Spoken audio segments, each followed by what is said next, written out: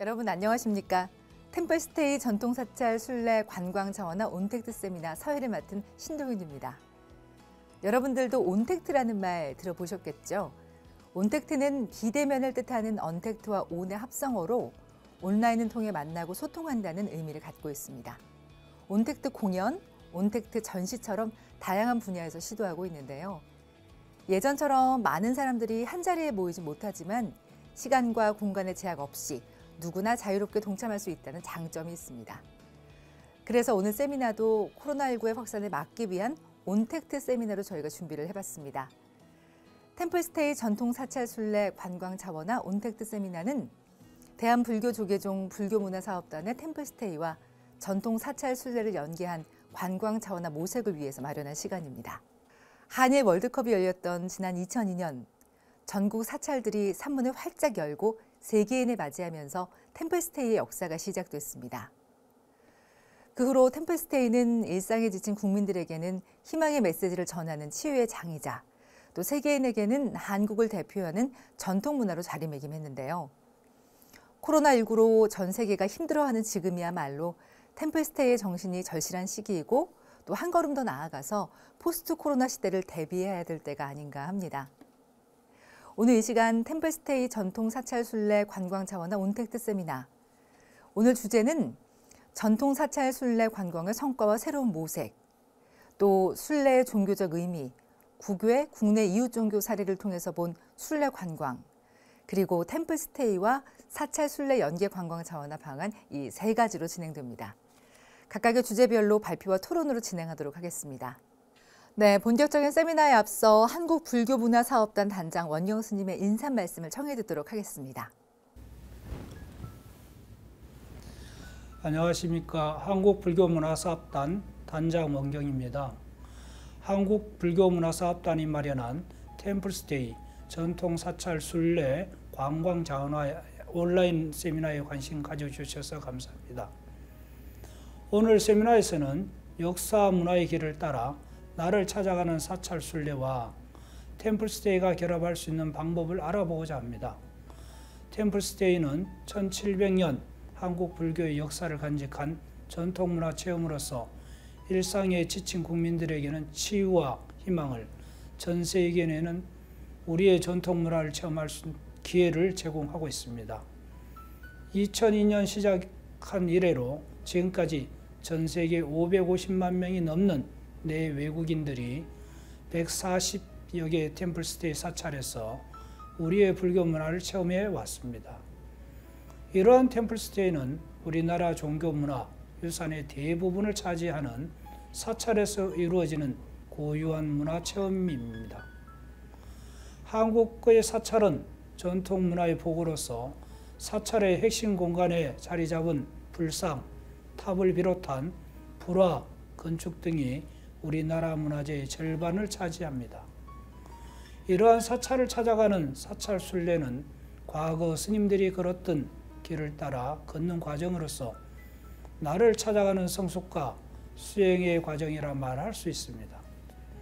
또한 관광 측면에서도 사찰 순례는 역사 현장과 기록, 현재까지 이어져 온 문화를 모두 체험하는 한층 더 고차원적인 가치의 중심 관광이라 말할 수 있습니다. 나를 찾아가는 수행의 과정인 사찰 순례와 한국의 전통문화 체험인 템플스테이가 결합한다면 내국인뿐만 아니라 외국인들에게도 진일보된 가치를 전달할 수 있으리라 믿습니다. 오늘 세미나를 계기로 향후 템플스테이가 점적인 방문과 체험에서 사찰 순례 결합을 통한 선적인 연계로 나아가는 발전적인 논의의 장을 만들어 가기를 기원합니다. 감사합니다. 한국불교문화사업단 단장 원경 스님께서 오늘 세미나 개최 방향과 의의에 대해서 명쾌하게 짚어주셨습니다. 자, 그럼 오늘 세미나의 첫 번째 주제인 전통 사찰 순례 관광의 성과와 새로운 모색에 대한 발표와 토론을 진행하도록 하겠습니다. 동국대학교 불교학술원 이재수 교수, 재단법인 불교문화재연구소 김정원 연구원 두 분 자리하셨습니다. 안녕하십니까? 안녕하십니까? 네, 두 분 서로 인사하십시오. 네, 반갑습니다. 네, 그럼 먼저 이재수 교수께 전통 사찰 순례 관광의 성과와 새로운 모색에 대한 발표를 청해 듣도록 하겠습니다.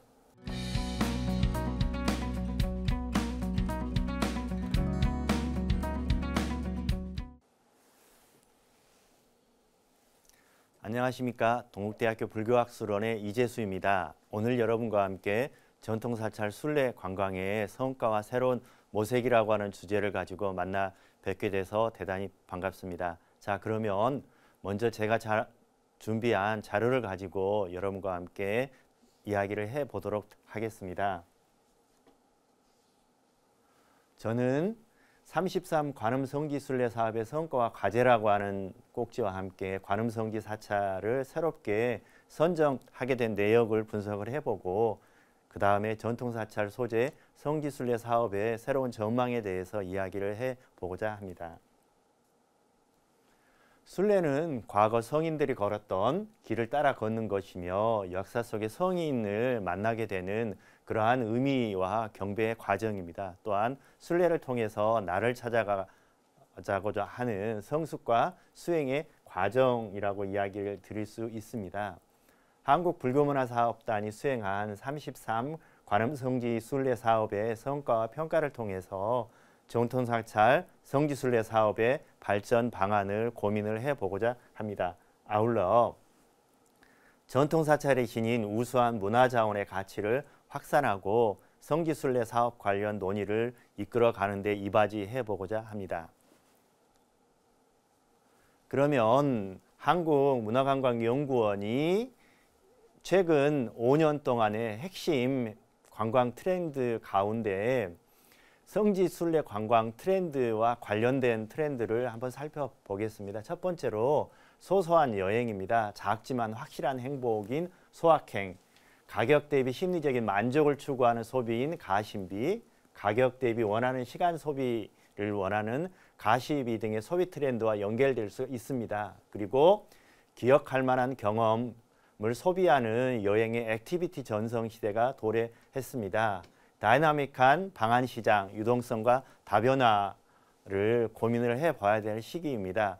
관광 시민이 여행의 가치를 생각하는 그러한 관광의 트렌드가 요구됩니다. 아울러 모바일과 여행 플랫폼 비즈니스의 진화가 요구되고요. 공유 여행 공간 이동 경험을 잇는 이러한 트렌드에 바로 성지순례 관광이 정확하게 일치한다라고 말씀드릴 수 있겠습니다. 그러면 관음성지순례 사업이 가능하게 된 이러한 부분들을 통도사 관음전 주련을 한번 살펴보도록 하겠습니다. 한떨기 붉은 연꽃 바다 동쪽에 피어나니 푸른 파도 깊은 곳에 신통을 보이는도다. 간밤 보타라카산에 계시던 관자재 보살님 오늘 아침 이 도량에 강림하셨네. 바로 우리 도량에 오신 관세음보살님을 친견하겠다는 발언이 통도사 관음전 주련에 담겨 있습니다. 바로 이 자리에서 관세음보살님을 친견하겠다는 그런 기원이 성지순례가 가능하게 된 핵심 포인트라고 말씀드릴 수 있겠습니다. 그러면 한국 33 관음성지순례 사업이 어떻게 시작됐냐면 2008년도 7월부터 33 관음성지순례 사업을 통해서 템플스테이를 활성화해보고자 한국불교문화사업단과 한국관광공사가 함께 주최를 해서 전체 33 관음성지를 서남권에서는 보문사, 조계사, 용주사를 시작으로 백양사까지, 남북권에서는 대흥사, 향이람을 시작해서 보리암까지, 동남권은 범어사, 통도사를 거쳐서 직지사, 고운사까지, 동북권은 법흥사, 월정사를 시작으로 해서 봉은사, 도선사로 회항을 하게 된 33곳의 관음성지를 참배를 하게 되는 여정을 디자인을 했습니다. 그러면 33 관음성지 선정을 하게 된 요건은 첫 번째 역사성입니다. 전통 가람의 구성과 함께 유무형의 문화자원을 가지고 있는 역사성 있는 전통사찰을 선정을 했습니다. 두 번째는 접근성과 편의성입니다. 세 번째는 운영 가능성, 이렇게 세 가지 큰 요건을 가지고 선정을 했습니다. 오른쪽에 보여드리는 이것은 나카무라 미에코시가 3년 만에 혼자서 관음성지 순례를 원만히 회양하고 난 그러한 과정입니다. 그리고 미에코시의 블로그인데요. 오늘 또 좋은 날을 이렇게 일본말로 적어서 한국의 33 관음성지 33번째 도선사를 바로 참배를 했다라고 하는 것을 올리고 있습니다. 한국의 33 관음성지 순례 참가자 현황을 살펴보시면 2010년도에 전체 일본에서 우리나라로 들어온 12,000명의 이제 순례객들입니다. 하지만 현재까지 처음부터 끝까지 33 관음성지를 공식적으로 완료하고 회양한 숫자는 77명입니다.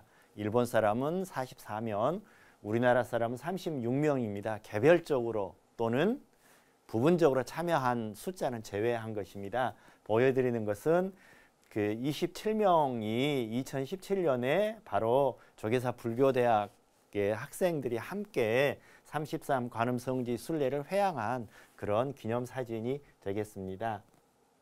한국 33 성지 관음 사업의 순례 사업의 성과는 첫 번째, 한국의 불교문화 자산을 이용을 해서 새로운 문화관광 사업의 영역을 확장을 했다는 게 첫 번째입니다. 두 번째는 한국 문화의 세계화 그리고 외국인들에게 한국 문화를 이해하는 지평을 확대를 했습니다. 세 번째는 순례 문화로의 발전을 위한 초석을 마련을 했습니다.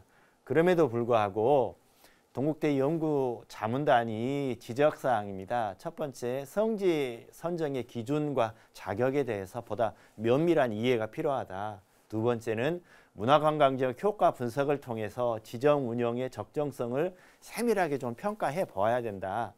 세 번째의 문제점으로는 역사성과 정체성이 좀 부족하지 않았나. 그리고 33 관음성지를 브랜드화하는 전략과 함께 포교 대중화하는 데 일정 정도 한계가 있었다라고 하는 그런 부분들입니다.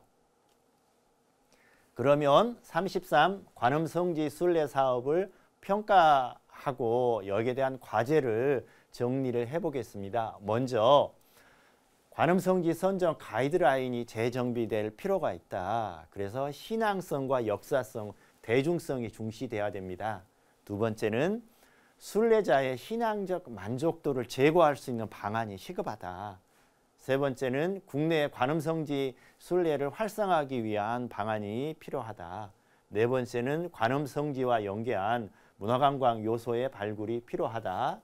그리고 성지순례 사업의 발전 방안의 모색을 위한 지속적인 연구와 프로그램 개발이 필요하다. 이렇게 정리를 할 수가 있겠습니다. 그러면 새롭게 관음성지를 선정하는 것에 대해서 분석을 해보겠습니다. 불교문화재연구소에서는 전통사찰 순례 관광 자원화 개발 및 활용에 대한 연구를 올해 초에 마쳤습니다. 여기에서는 관음성지화 될 수 있는 사찰을 다시 선정하는 과업을 수행을 했습니다.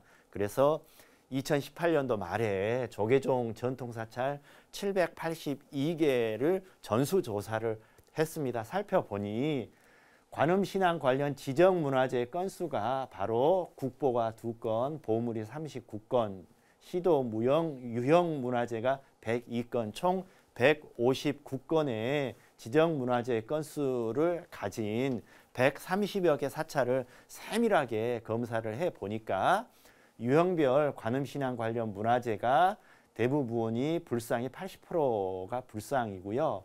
그 다음에 불화가 9%, 정각이 6% 이렇게 나왔습니다. 연구소에서는 관음신앙 관련 문화재 보유 사찰을 분류하는 기준을 먼저 관음보살의 명호에 따라서 그 인과에 따라 사찰을 분류를 해보고 2차 기준에는 관음신앙이 유형, 무형 문화유산으로 남아있는 사찰을 전수조사를 한 결과 전체적으로 이제 지역별 관음성지 대상 사찰을 총 83곳을 선정을 하고 여기에 대해서 순례 프로그램을 작성을 했습니다. 이 각각의 사찰은 템플릿을 보시는 바와 같이 서울의 흥천사 같이 선정하는 이유는 관음 관련 스토리가 조선왕조실록에 이렇게 나온다. 그리고 위와 같은 이제 보물 금동 천수 관음보살 좌상이 있고 극락보존 뭐 이렇게 문화유산이 있으며 사찰에 대한 연역 그리고 관음과 관련된 스토리 이 주변의 관광지는 어떠한가 이렇게 마지막 83번째인 제주시의 관음사까지 전체 세밀하게 그 근거를 아주 잘 정리를 했다고 평가할 수 있겠습니다. 네, 이렇게 해서 전통사찰 순례 관광의 성과와 새로운 모색에 대한 전반부 발표가 끝났습니다. 이재수 교수께서는 현대 관광 유형이 유명 관광지를 둘러보는 기존의 하드 관광에서 역사와 문화를 직접 체험하는 소프트 관광, 그리고 나아가서 관광 자원과 상품의 새로운 가치를 부여하는 가치 중심 관광으로 변하고 있다. 이런 내용의 말씀을 해주셨고요.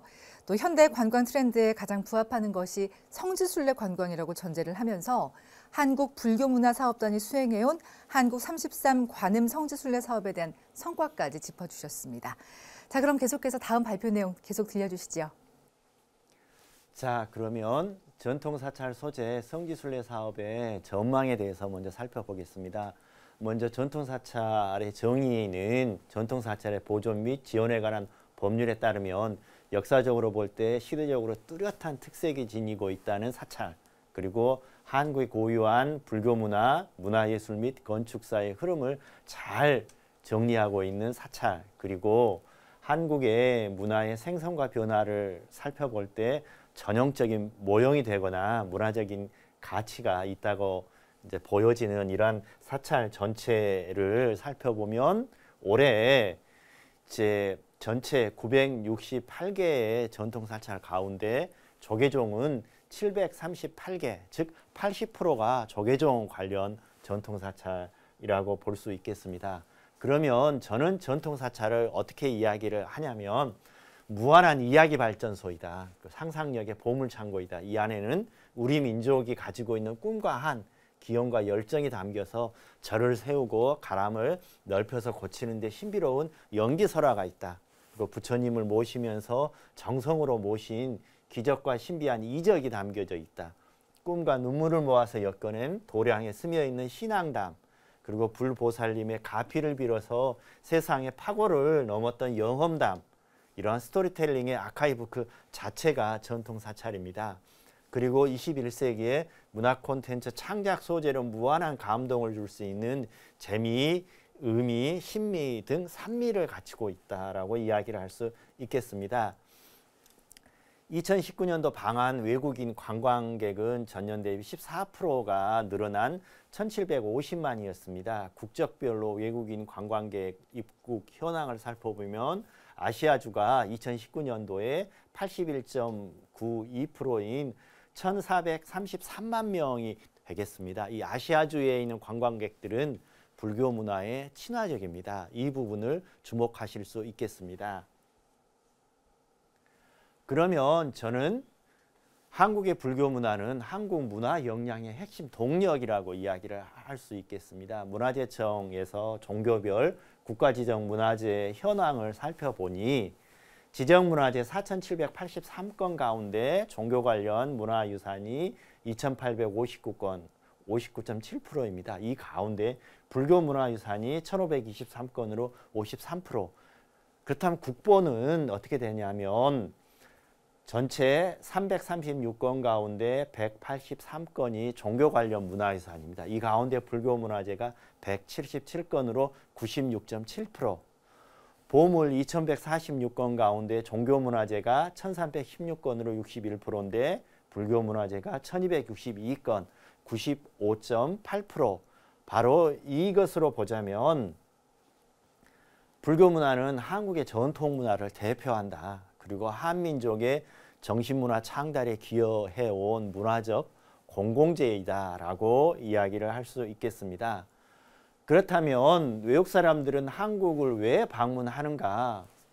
한국 방문 선택 시 고려 요인을 살펴보니까 음식 및 미식 탐방이 61.3%, 그 다음에 자연 풍경 감상이 36.3%, 역사, 문화유적, 전통문화 23.6%, 이렇게 본다면 사찰 음식과 전통 사찰 순례 템플스테이 등의 관광 상품을 이끌어낼 수 있는 가능성이 굉장히 충분하다. 전통 사찰을 대상으로 하는 성지순례야말로 이런 문화적인 요구에 부응하는 최적의 관광 상품이다라고 이야기를 할 수 있겠습니다. 올해 초에 한국 사찰 음식이 세계 3대 요리학교 르꼬르동 부르에서 가르친다라고 하는 연합뉴스 기사를 아주 면밀하게 살펴보시기를 바랍니다. 그러면 템플스테이에 대해서 미디어들은 어떻게 평가하고 있냐면 국제협력개발기구 OECD에서는 전 세계 가장 성공적인 5대 문화상품 가운데 하나이다. 그리고 세계경제포럼의 관광경영보고서에는 템플스테이로 인해서 한국 관광의 국제 경쟁력과 국가 이미지가 상승했다라고 보도를 했습니다. 템플스테이 운영 사찰은 현재 137개소이고요. 그리고 참가자는 꾸준히 증가를 하고 있습니다. 운영 초기인 2005년도에는 10만 명 정도가 참여했는데 2018년도는 50만 명 이상이 참여했습니다. 외국인 참가자도 꾸준히 증가를 해서 2005년도에는 10,000명이었던 것이 2018년도에는 7만 7천 명, 외국인 템플스테이 전문 사찰이 27곳, 그리고 전국의 템플스테이의 작년에 연 인원 기준으로 52만 9천 명이 참여를 했습니다. 지금까지 누적 참가자 수는 551만 명이 되겠습니다. 2019년도 12월 기준으로 15개소의 사찰음식 특화 사찰이 있습니다. 이와 같이 성지순례와 같이 관광상품의 개발은 재방문율을 높이는 데 아주 필수적인 요인이 되겠다라고 말씀드릴 수 있겠습니다.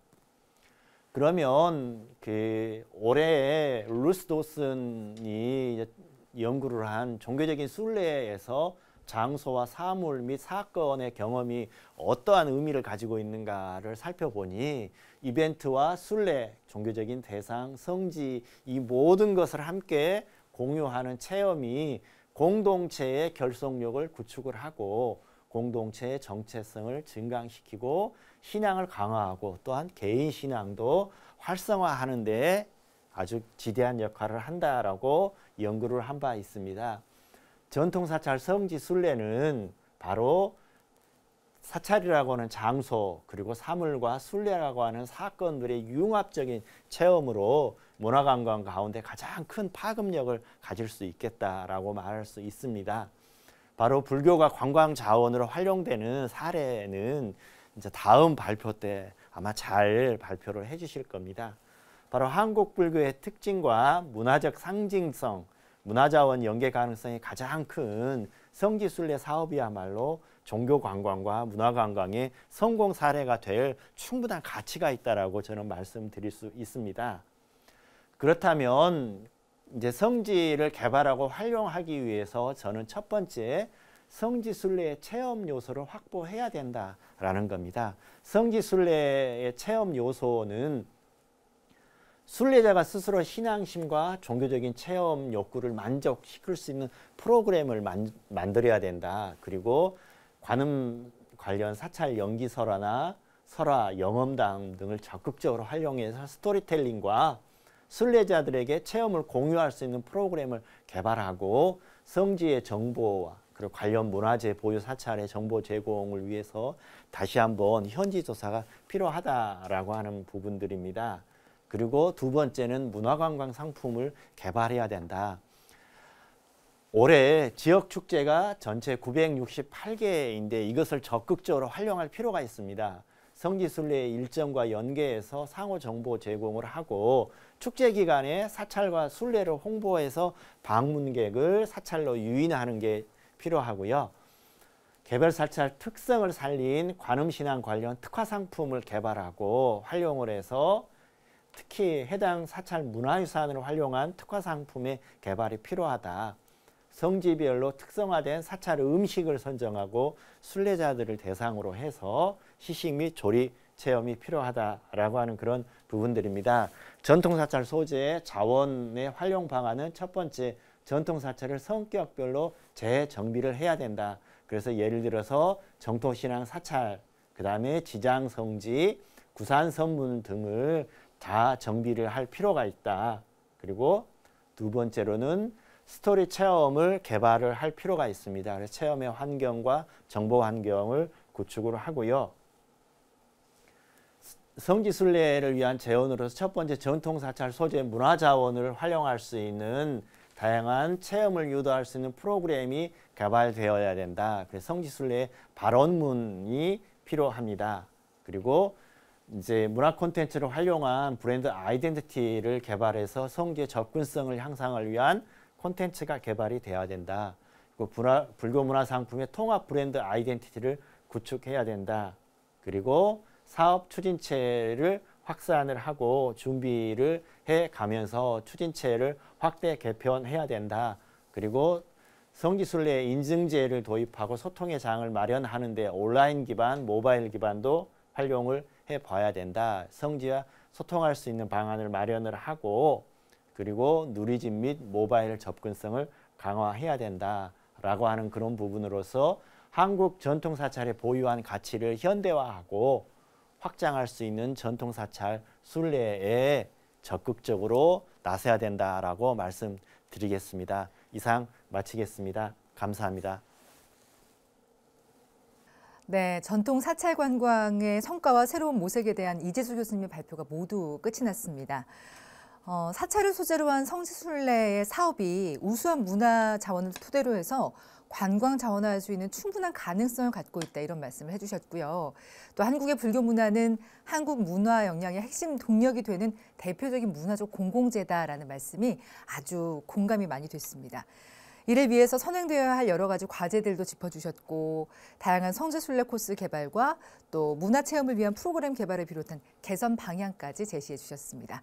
자, 그럼 계속해서 불교문화재연구소 김정원 연구원께서 토론문을 발표해 주시겠습니다. 방금 발표해 주신 전통 사찰 순례 관광의 성과와 새로운 모색에 대해 토론을 맡은 재단법인 불교문화재연구소 연구원 김정원입니다. 교수님 발표 잘 들었습니다. 우리나라에는 이 3대 관음 성지를 포함해서 숱한 관음 영험 도량이 전국에 소재해 있어서 어려움을 당하거나 이 고통에 처한 국민들의 염원을 들어주고 있습니다. 이렇게 국민들 또는 불교 문화권 사람들에게 아주 친숙한 관음 신앙을 모티브로 이 관광 상품을 개발한 것이 33 관음 성지순례 사업입니다. 교수님께서도 말씀하셨지만 2008년 당시에 이 관음 관련 유무형 문화재가 있는 137개 사찰을 선정해서 이 역사성, 접근성, 또 운영 가능성을 평가한 후에 최종 33 관음 성지가 선정된 걸로 알고 있습니다. 우리나라 최초로 이 종교를 매개로 한 이 관광 상품은 이 한국 불교 문화 자산을 활용한 새로운 문화 관광의 산업의 영역을 개척한 것으로 아주 높게 평가받았습니다. 더불어서 한국 문화의 세계화 그리고 외국인들의 한국 문화의 이해 지평 확대 그리고 33 관음 성지 순례 문화로의 발전을 위한 초석 마련 등 그 가능성을 아주 인정받고 있었습니다. 그러나 몇 가지 지적 사항도 함께 대두하였습니다. 근본적으로 성지 선정 기준과 선정 자격에 대한 보다 면밀한 이해가 부족했다는 점입니다.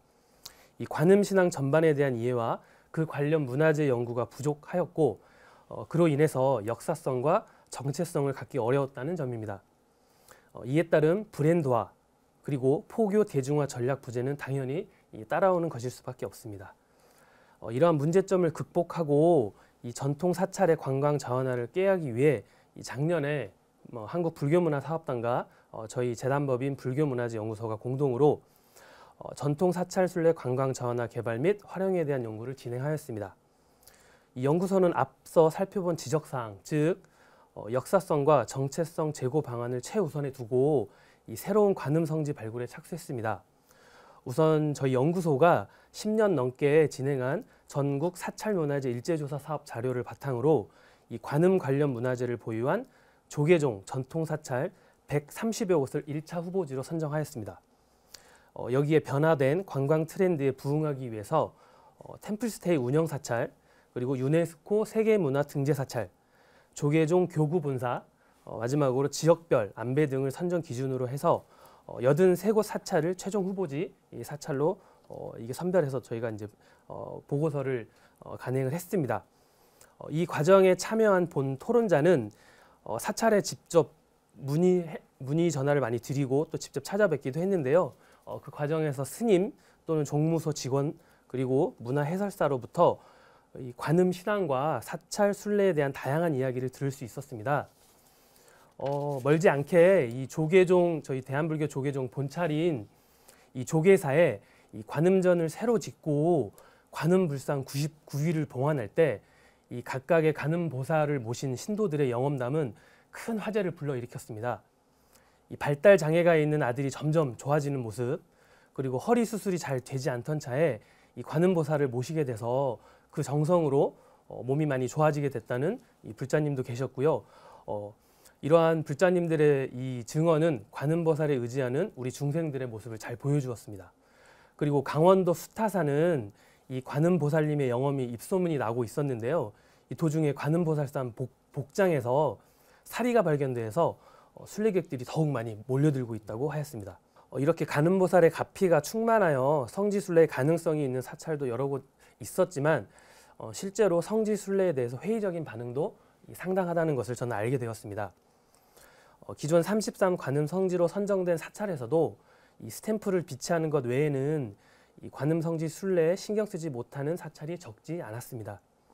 홍보 부족, 실무자 교체 등 여러 가지 이유가 있었지만 가장 큰 점은 순례객들에게 관음 신앙과 관련해서 무엇을 들려주고 체험하게 해줘야 할지 모르고 있었다는 점입니다. 이는 바로 이 발표자님께서 지적하셨던 스토리 콘텐츠 부재 그리고 체험 요소 확보의 실패일 것입니다. 이를 보완하고 성지순례를 활성화하기 위한 이 발표자님의 제언에 적극 동의합니다. 이 연구를 진행했던 실무자로서 느꼈던 점을 좀 몇 가지 말씀드리고 질문하면서 토론을 하고자 합니다. 우선 발표자님께서는 전통 사찰을 성격별로 재정비하여서 이 관음성지를 필두로 해서 정토성지, 그다음에 지장성지, 구산선문 등을 말씀해 주셨습니다. 우리나라의 불교의 특성상 이 회통불교를 지향하고 있기 때문에 거의 대부분의 사찰에 다양한 정각, 다양한 불보살을 모시고 있습니다. 그렇지만 그 중에서도 이 주불로 모시며 각 사찰을 대표하는 신앙이 있기 때문에 앞으로 전통 사찰 순례가 나아가야 될 방향을 적절히 지적해 주셨다고 생각합니다. 이렇게 다양한 성지 순례 코스의 개발은 개별 사찰에서는 거의 불가능하다고 생각이 들고요. 한국 불교문화사업단을 중심으로 연구 및 개발이 이루어져야 될 것으로 생각됩니다. 이를 위해 성지 순례를 담당하는 전담 조직 또는 협의체가 꼭 필요할 것으로 생각됩니다. 이 발표자님께서 이를 사업 추진 체계의 확대 개편으로 제언해 주셨고 또 해파랑길 협의체를 예로 들어 주셨는데요. 설명이 조금 소략한 것 같아서 조금 더 부연 설명을 해주셨으면 합니다. 다음으로 이 문화체험을 유도할 수 있는 프로그램 개발을 제언해 주셨습니다. 큰 예로 일본의 관음성지 순례를 예로 들어주시면서 의상과 소품, 그 다음에 결혼을 앞둔 순례자가 반드시 참배해야 되는 사찰, 혹은 이 병자들이 특별히 참배해야 되는 사찰, 그리고 일본 특유의 비불신앙을 배경으로 한 신앙성 극대화를 예로 들어주셨습니다. 이러한 체험 요소 개발은 그 필요성은 누구나 인정하지만 구체적인 방안 제시는 힘든 점이 사실입니다. 저도 많이 생각을 해봤는데요. 관음보살의 상징인 파랑새 혹은 천수천왕 관음보살의 다양한 지물을 이용한 관광상품 개발을 좀 고려해 보았습니다. 더불어 좀 고성 건봉사에 전화를 해보니까 이 연불만일의 상징인 등공대로 가는 해탈의 길, 이 코스길도 한번 이렇게 개발되면 좋겠다라는 생각을 해보았는데요. 그래서 파랑새를 찾아 떠나는 길, 혹은 선제동자 복장으로 관음보살을 찾아 떠나는 코스길 개발도 하나의 예가 될 것으로 생각됩니다.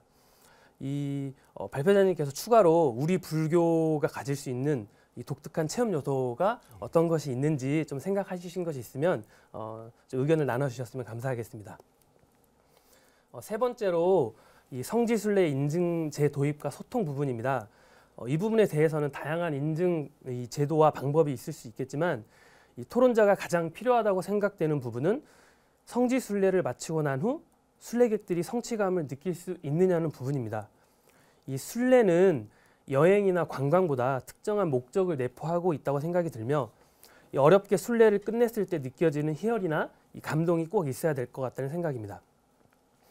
많이들 아시겠지만 스페인 산티아고 순례길은 이 수백 킬로미터를 걷는 힘든 여정임에도 이 세계 곳곳에서 순례객들이 찾아가는 순례를 마쳤을 때 느끼는 성취감, 또 순례 전과 후 달라진 이 본인의 모습 등을 참가 이유로 꼽고 있습니다. 이 관음성지 순례 코스도 이 권역별로 순례 코스를 짜고 이 도보로 관음보살을 찾아 떠나는 코스길을 걸으며 그 길을 먼저 걸었던 사람들 혹은 또 나중에 걸어갈 사람들과 소통할 수 있는 이 온 오프라인 시스템을 도입한다면 이 자연스럽게 홍보까지도 해결될 수 있을 거라고 저는 좀 생각을 해보았습니다.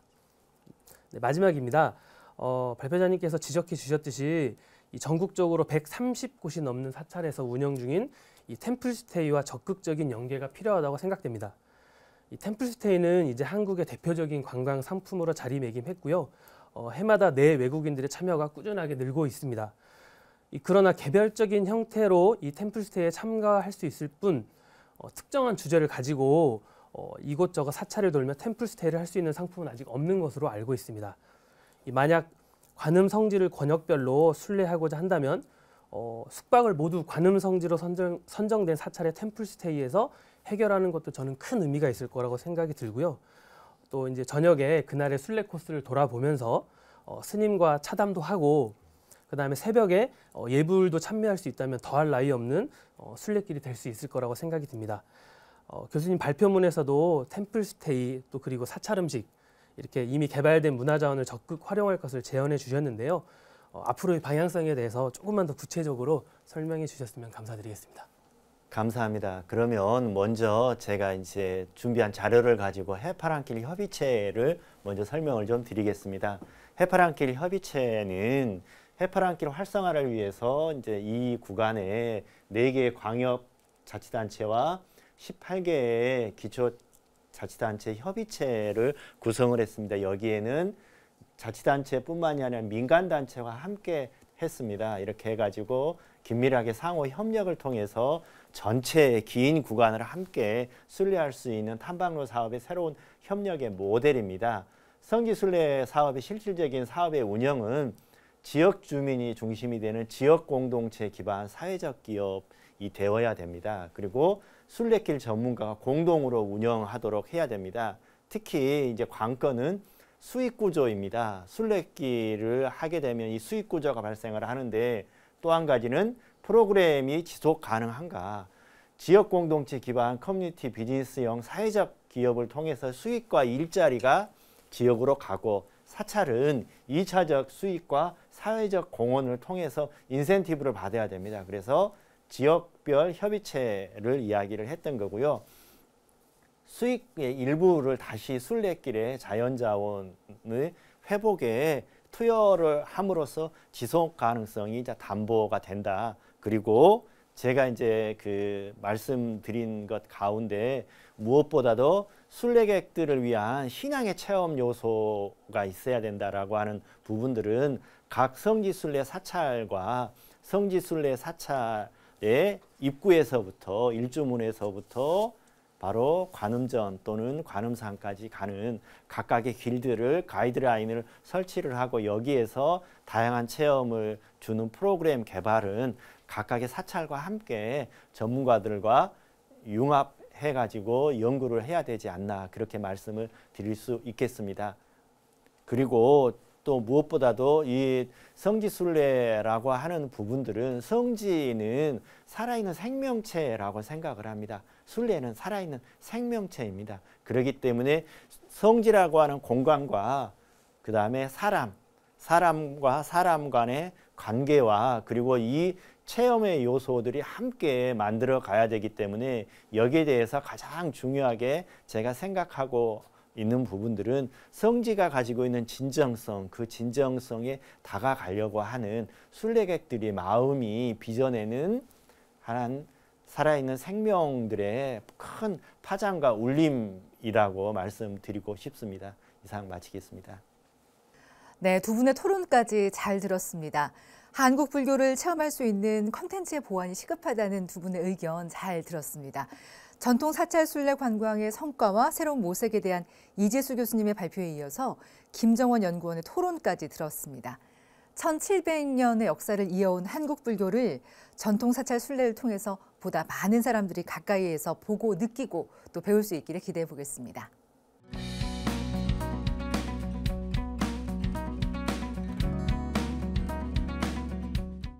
네, 계속해서 이번에는 두 번째 주제인 순례의 종교적 의미, 국내외 이웃 종교의 사례를 통해서 본 순례 관광에 대한 발표 토론을 진행하도록 하겠습니다.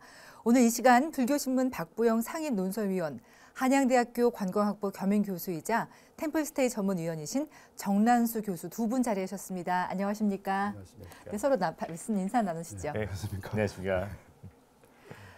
먼저 불교신문 박부영 상임 논설위원께 순례 종교적 의미, 국내 이웃 종교 사례를 통해서 본 순례 관광에 대한 발표를 부탁드리겠습니다. 네, 안녕하십니까? 저는 불교신문 박부영 상임 논설위원입니다. 오늘 제가 발표할 주제는 성지 순례의 종교적 의미, 국내외 및 타종교 사례를 살펴본 순례에 대해서 말씀드리도록 하겠습니다. 우선 성지 순례란 무엇인가? 우리들 많은 분들이 우리 불자님들도 그렇고 이 성지를 갖다가 순례를 많이들 가십니다. 그러면은 이 성지 순례라는 게 무엇인가? 보통 순례와 관광이라는 게 크게 차이가 없는데 또 순례도 하나의 관광의 일종이고 그런데 성지 순례라고 하는 거는 일반 관광하고는 어떻게 또 다른가? 이렇게 했을 때 영적이면서 종교적인 성격을 갖는 여행이다. 이렇게 정의할 수 있겠습니다.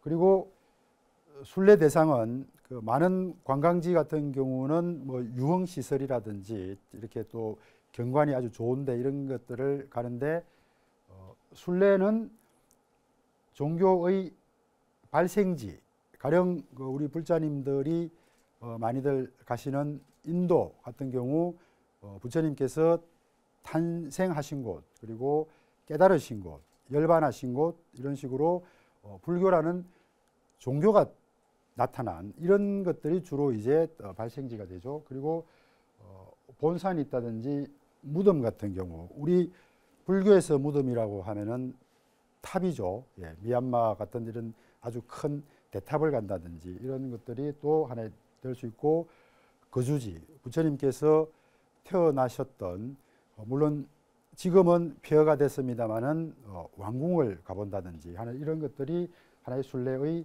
대상입니다. 이런 순례는 불교라든지 어느 특정 종교만 있는 것이 아니고 모든 종교가 갖고 있는 보편적인 현상입니다. 기독교도 그렇고 이슬람도 그렇고, 혹은 또 종교가 아니더라도 이런 비슷한 또 순례와 비슷한 그런 여행도 있습니다. 그리고 이런 보편적인 현상인데 종교에 따라서 기독교라든지 이슬람과 같은 그런 사막 지역에서, 중동 지역에서 나온 종교와 불교, 힌두교처럼 인도에서 나온 종교가 이렇게 교리적으로 차이가 많은데, 그에 따라서 순례의 정의라든지 방식이라든지 대상, 이런 것들도 좀 차이가 있다고 보겠습니다. 그러면 먼저 이웃 종교, 다른 나라 종교 국의 사례, 이런 것들을 같이 한번 보겠습니다. 아브라함 종교 계통이라고 하는데, 보통 지금의 예루살렘 지역, 중동에서 나타난 기독교라든지 유대교, 이슬람교를 보통 아브라함 종교라고 하는데, 이쪽은 교리가 신과의 소통을 중시하고, 그렇게 해서 성소도 신이 정한다라고 하는 이런 성지관념을 갖고 있습니다. 그래서 숫자가 적고 의식이 아주 엄격한 특징이 있습니다. 그래서 교주가 탄생했다든지 이슬람 같은 마호메트가 태어났다고 하는 메카 같은 경우이죠. 아주 특별한 놈이 아주 극소수에 한정이 되어 있습니다. 그리고 기독교가 유럽으로 가서 이제 중세의 국교가 되죠. 그때는 이제 그 세월이 지나면서 기독교 전파를 위해서라든지 이렇게 다른 이교도와의 그 싸움에서 이렇게 돌아가신 분들을 위한 성인들을 기리는 그분들의 무덤이라든지 따라간 행로라든지 이런 것들이 또 순례지로서 추가되는 그런 특성이 있습니다. 근데 어쨌든 전반적으로는 굉장히 매우 엄격하다. 이슬람 같은 경우는 반드시 일생에 한 번은 메카를 가야 된다라고 할 정도로 좀 이렇게 그 규정이 아주 강력하다 이렇게 보시면 되겠습니다. 그 반면에 범신론 계통의 종교, 불교라든지 힌두교가 거기에 속하는데 어디든지 만물의 신이 깃들어 있다라는 거죠. 그렇게 굉장히 신이 많기 때문에 여기는 성지도 굉장히 많습니다. 힌두교 같은 경우는 아예 인도 전역이 뭐 성지다 이렇게 할 정도로 굉장히 다수에 분포되어 있고 우리 그 인도에서 역시 나온 불교도 우리 4대 성지라고 하죠. 부처님께서 이렇게 성도하신 거라든지 처음 법을 펼치신 거라든지 출가지라든지 열반지 이런 그 외에도 8대 성지라든지 이런 식으로 굉장히 다양하게 되어 있습니다. 우리 한국 불교 역시도 그 계통이기 때문에 굉장히 성지가 많죠. 저희들도 뭐 사실은 이 땅 전체가 불국토라고 이름할 정도로 그 성지가 다수 상당히 많이 분포되어 있다. 이렇게 볼 수 있겠습니다. 그러면은 그 순례와 여행, 사실은 이 순례 또한 여행이죠. 여행이라는 게 지금 일상에서 내가 지금 여기 있는 데서 떠나서 낯선 곳으로 간다는 그런 측면에서 봤을 때 순례 또한 마찬가지입니다. 지금 일상에서 벗어나서 평소에 가지 않던 혹은 생전 처음 가보는 것을 떠나죠. 그런 면에서 순례와 여행은 사실은 공통점이 있다. 물론 차이는 있습니다. 관광이라고 했을 때는 보통 우리가 그 상업적인 그런 목적이랄까 이런 것들이 좀 들어가게 되는 반면에 순례라고 하면은 이 돈이라든지 이런 것들 개의치 않고 내가 꼭 저기를 부처님께서 깨달으신 내가 보드가야를 가봐야겠다 이렇게들 하시죠. 이런 거 봤을 때 여러 가지 뭐 돈이나 이런 것들을 떠난 순수한 어떤 것 종교적인 그런 목적을 갖고 있다라고 이렇게 보시면 되겠습니다. 물론 우리 국내 일부 종교는 보면은 이렇게 지자체라든지 이런 데서 관광의 목적으로 상업적 목적을 띠고 순례를 갖다가 일부러 길을 조성을 한다든지 해서 유치를 한다든지 하는 그런 경우도 있습니다. 그래서 뭐 딱히 이게 뭐 순례라든지 이거는 상업적 목적 뭐 이익에 관해서는 뭐 초월했다 이런 거는 아닌 것 같습니다. 다양하게 이렇게 되는데 다만 이제 그런 원칙적인 측면에 봤을 때는 좀 그렇게 나눌 수 있겠다 이렇게 보게 되겠습니다. 그런 말을 가장 대표하는 게 순례자는 반쪽 여행자고 여행자는 반쪽 순례자다. 그러니까 순례를 떠나는 것은 그 자체가 어쨌든 여행이라고 하는 걸 갖다가 품고 있고 그리고 여행을 떠난다고 하지만 어쨌든 그런 말도 있죠. 속된 말로 집 나가면은 뭐 고생이다라고 하는 말도 있듯이 어쨌든 일상에서 벗어나서 집 밖을 나갔을 때는 그것이 여행이라고 하더라도 어쨌든 고생고 힘겨움이 있는 거죠. 이렇게 또 예상치 못한 그런 난관도 있고 그래서 뭐 딱 이건 이거고 저건 저거다라고 이렇게 구분을 하기는 어려울 것 같습니다. 네.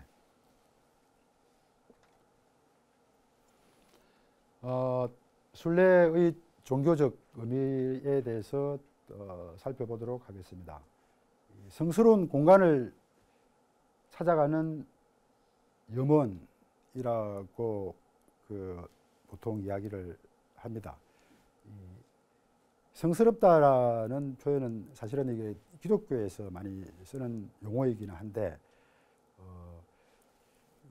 지금 우리가 몸담고 살고 있는 이곳이 굉장히 부족하고 그리고 힘들고 뭔가 이렇게 다 채워지지 않는 상태라고 종교에서는 보통 이야기를 합니다. 그 반대로 완벽하고 더 이상 구할 바가 없는 그런 어떤 그 이상향, 이 종교에서 말하는 성스럽다고 이야기를 하죠. 우리 불교에서는 멀리 떠난다라고 이야기를 하는데 이쪽에서 애토라고 하죠. 이렇게 해서 저쪽의 정토로 건너간다라고 표현합니다. 어쨌든 그런 어떤 그 성스러운 공간에 대한 갈망이 특히 종교를 믿는 분들은 있습니다. 그런 것들은 어떤 것이냐? 성인과 관련된, 우리 교주와 관련된 것들이죠. 유품이나 신체 일부, 사건, 여러 가지 건축물 이런 것들인데 우리 탑이 곧 그 부처님의 진신 살이 몸에서 나왔다고 하죠.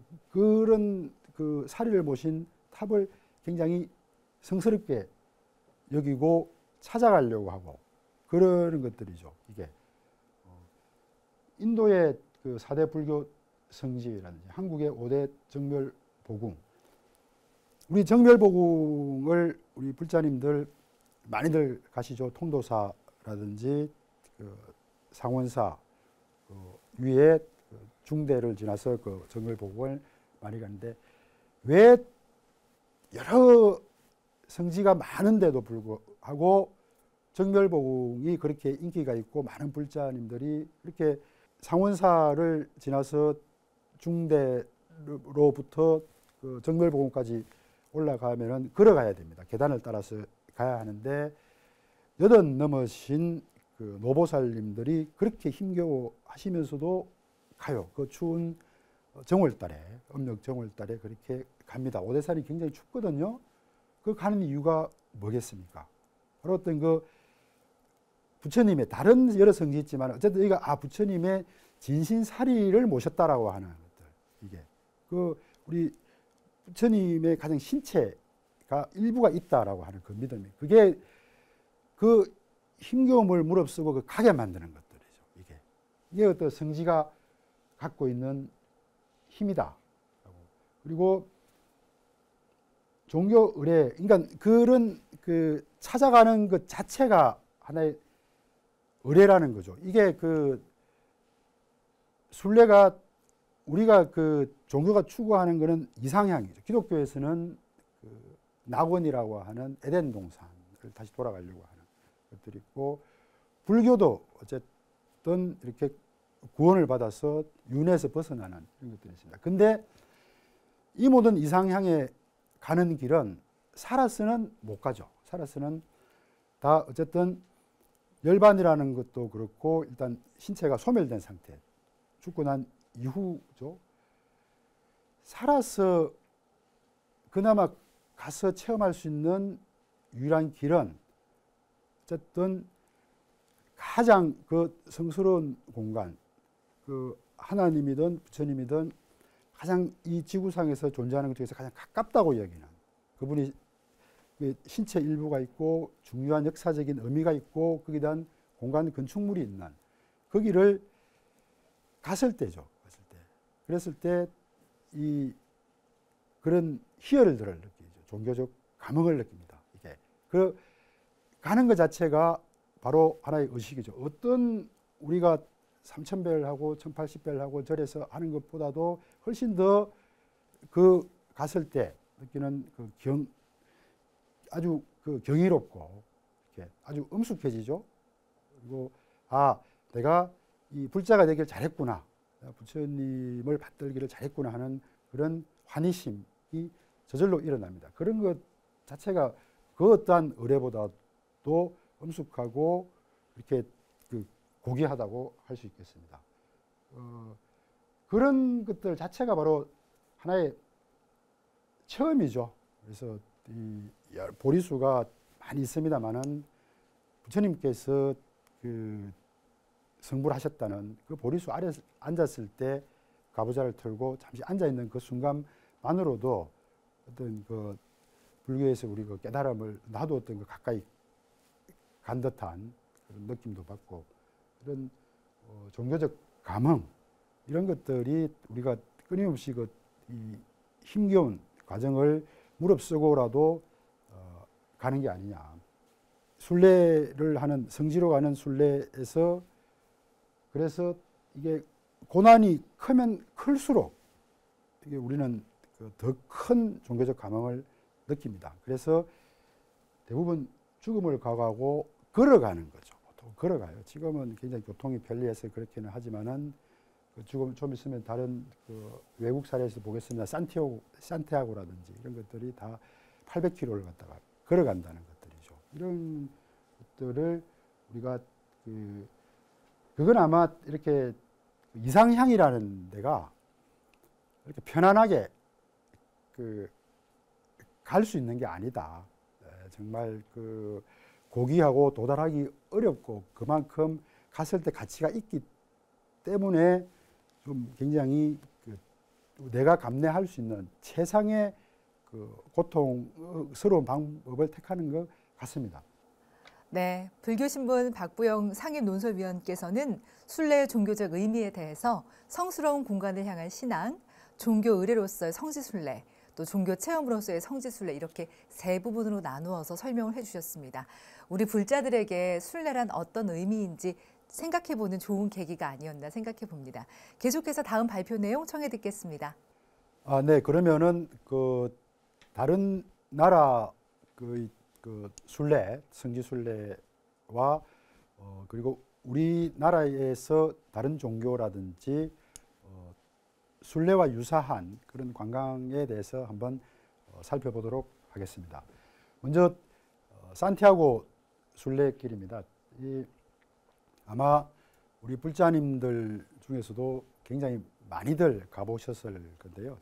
스페인의 예수 12제자 중에서 야고보라고 하는 제자의 무덤이 있다고 해서 조성된 성지입니다. 여기가 아마 대개 프랑스에서 출발해서 800km가량 스페인의 산티아고 대성당까지 가는데 여기에는 역사가 좀 서려 있기는 합니다. 이게 아마 성지로서 된 거는 중세시대 때 교황이 인정을 하면서인데 이슬람에 의해 가지고 이베리아 반도, 지금 스페인, 포르투갈 쪽이죠. 그쪽이 침입을 당해서 그걸 물리치는 과정에서 아마 유럽 각국에서 참전을 하는 그런 참전 용사들이 걸었던 길이 이후에 순례길로 조성이 됐는데, 이게 붐이 일어난 거는 1990년대, 80년대 후반 그래서 붐이 일어나 가지고 지금 전 세계적으로 종교를 떠나 가지고도 굉장히 많은 분들이 가고 있고, 우리나라에서 지금 제주 올레길이라든지 한국의 천주교 순례길도 다 여기서 영향을 받았다고 보시면 될 것입니다. 여기를 물론 많이 가는 이유가 물론 유럽이라고 하는 그런 풍경도 있고, 또 중세, 전 고대 이런 그런 여러 가지 성당이랄까 이런 것들도 보는 것도 있지만은, 대개들 후기 같은 걸 들어보면은 종교적 이유 외에도 질병이라든지 가정사라든지 이런 것들이 가서 굉장히 아픈 마음을 갖고 갔다가 거기서 만나는 사람들과 만나서 이야기도 하고, 또 물론 뭐 전부 걷는 사람도 있지만은 또 차를 타기도 하고 일부 약간씩 차이가 있습니다만은 거기서 많은 위안을 받아 치유를 받았다라고 이야기들을 많이 합니다. 아마 그걸 뭐 종교적 감흥이라든지 체험이 아니더라 하더라도 어쨌든 정신적으로 많은 위로를 받기 때문에 가지 않느냐. 그래서 또 성공한 이유도 아마 그런 데 있지 않나 생각을 합니다.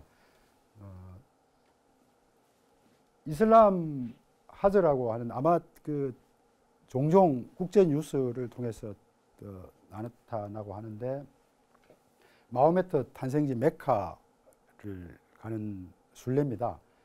이슬람인은 아마 의무라고 합니다. 이게 우리는 불교는 이렇게 신앙이나 이런 측면에서 그렇게 엄격하다든지 뭐 이렇게 깐깐하게 이렇게 구성이 되어 있지 않는데 이슬람 같은 경우 보면은 굉장히 일상의 삶과 종교가 그대로 결부되어 있을 정도로 굉장히 엄격하죠. 아마 이 순례도 그래서 이 의무로 정할 정도로 이게 반드시 해야 될, 이행해야 되는 그런 하나의 신앙인으로서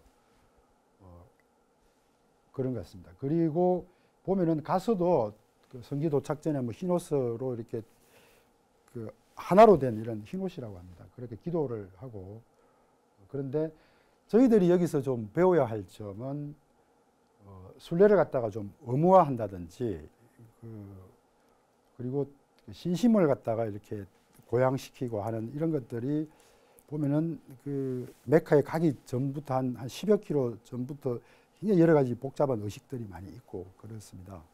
이런 것들은 저희들도 좀 참고할 필요가 있지 않나 그렇게 생각을 합니다. 일본의 시코쿠 순례길은 이제 아마 우리 불자님들도 많이 가셨을 겁니다. 이게 불교 우리나라 통일신라 시대인데 일본의 진원종 창시하신 홍법대사께서 일본이 그 본토가 4개 섬으로 되어 있는데 시코쿠라고 하는 가장 작은 섬입니다. 경북 정도의 크기인데 그 섬 전역에 있는 88개 사찰을 갖다가 총 1450km를 도는 건데 역사가 1200년이 넘은 아주 오래된 도는 방식인데 이게 저희들이 좀 이렇게 참고할 거는 뭐냐면은 순례자 중에서는 불보살의 화신이 계셔가지고 그래서 그 순례자를 갖다가 위해서 잠자리를 제공을 하면은 더할 나위 없는 큰 공덕을 쌓는다고 해가지고 그렇게 자발적으로 이렇게 나서가지고 숙소를 제공하는 분들이 많다고 합니다. 그러니까 그런 걸 다 돌 수가 있겠죠. 근데 최근에는 뭐 그런 분들이 또 나이도 드시고 또 이제 유명해지다 보니까는 이렇게 종교적 의미 외에 또 이제 좀 와서 그냥 단순 관광 여행 이러 오신 분들이 있어가지고 불편하고 이래서 자꾸 없어진다 그 숙소가 그래서 걱정이다라고 하는 그런 뉴스가 또 한번 나온 적이 있었습니다. 우리가 사찰이 굉장히 많기 때문에 뭐 나중에 또 후반부에서 말씀을 드리겠습니다만은 저희들이 바로 이런 사찰을 활용을 해서 순례길을 조성하면은 이런 우리 시코쿠 순례길처럼 좀 저희들도 많은 순례길을 만들 수 있지 않겠나 그렇게 생각을 합니다. 이 성지 관광이라는 건 종교적인 건 아니고요. 이게 보니까 60년대 후반 70년대 지금 근데 굉장히 많이 각광을 받고 있고 이 상품 관광 상품도 굉장히 많습니다. 미국의 애리조나 세도냐라든지 뭐 스톤헨지, 마추픽추 같은데 종교는 아닌데 이거는 환경의 영향을 받았습니다. 이 풍수지리 사상도 영향이 있는 것 같습니다. 이게 지구를 하나의 유기체로 봐가지고 이게 아주 웅장한 바위라든지 뭐 이렇게 협곡 이런 것들이 기가 아주 많아요. 저희들도 보면은 그 기가 이렇게 스님들께서 가령 저기 지리산 백장암 같은 경우 아주 기가 세다. 그래서 길을 찾아서 이렇게 수행터로 삼고 하는데 아마 그런 거하고 비슷한데 여기를 갖다가 그렇게 많이들 갑니다. 상품도 많고 그렇게 해서 이 세도냐 그 미국 애리조나주에 있는데 인구가 1만 명인데 전 세계 순례객이 연 500만 명에 이를 정도로 굉장히 많습니다. 이것도 저희들은 뭐 이거 유사한 데가 상당히 많기 때문에 한번 참조할 필요가 있지 않나 그렇게 생각을 합니다. 우리 국내에 그 천주교 순례길이 많습니다. 서울 교구를 비롯해 가지고 5개 교구에서 111곳이 성지가 있다고 하는데, 여기는 그 먼저 이렇게 순례지를 갖다가 각 교구에서 조사를 하고, 그렇게 하면 교양청에다 요청을 하면은 직접 와서 인정을 하고 그렇게 합니다. 그렇게 해서 또 책자도 발견해 가지고 그 어떤 성지 위치가 어디 있고 의미가 무엇이며 도보는 어떻게 하는지, 그리고 주변의 관광 상품, 가령 서울 교구의 순례길은 그 남대문 뒤에 서울역 근처에 보면은 그 공원이 조성이 되어 있습니다. 거기가 예전 조선 시대에 사형터였다고 하는데, 거기서 천주교 신자들이 이제 그 박해를 받아가지고 목숨을 잃었죠. 거기가 지금 성지로 조성이 되어 있습니다. 그러면은 그 주변에 있는 남대문 시장이라든지 이런 것들을 연결한다든지 이렇게 하니까 지자체들이 나서가지고 이렇게 적극적으로 그 조성을 해요. 이렇게 예산도 드리고. 이런 점들은 뭐 다른 종교가 아주 잘하는 점들인데, 이런 것들도 저희들이 참조할 필요가 있지 않느냐. 처음에는 이렇게 천주교 교구 차원에서 했는데 자발적으로 좋다 보니까 소문도 나고 해서 많은 그 신자들이 자발적으로 동참을 한다고 합니다. 이제 지금까지 순례의 종교적 의미라든지 다른 나라 사례, 그리고 우리나라 천주교 같은 경우를 살펴봤습니다. 그러면 우리도 굉장히 순례를 많이 하죠. 한국 불교가 오랜 전통이 있습니다. 이 산과 명찰이 전부 성지이기 때문에 이걸 다 돌죠. 특히 이제 그 세계 사찰을 도는 정월달에 삼사순례라든지 또 5대 정멸복음, 이러다가 그 2007년입니까? 그때 108산사 순례, 그때 도선사의 해자 스님께서 시작을 해요. 108개 사찰을 갖다가 도는, 이게 일대 큰 바람을 일으켜가지고 지금 뭐 전국 사찰에서 여기는 지금 108산사에서 지금 이제 53또 성지 순례로 이렇게 또 바뀌었는데,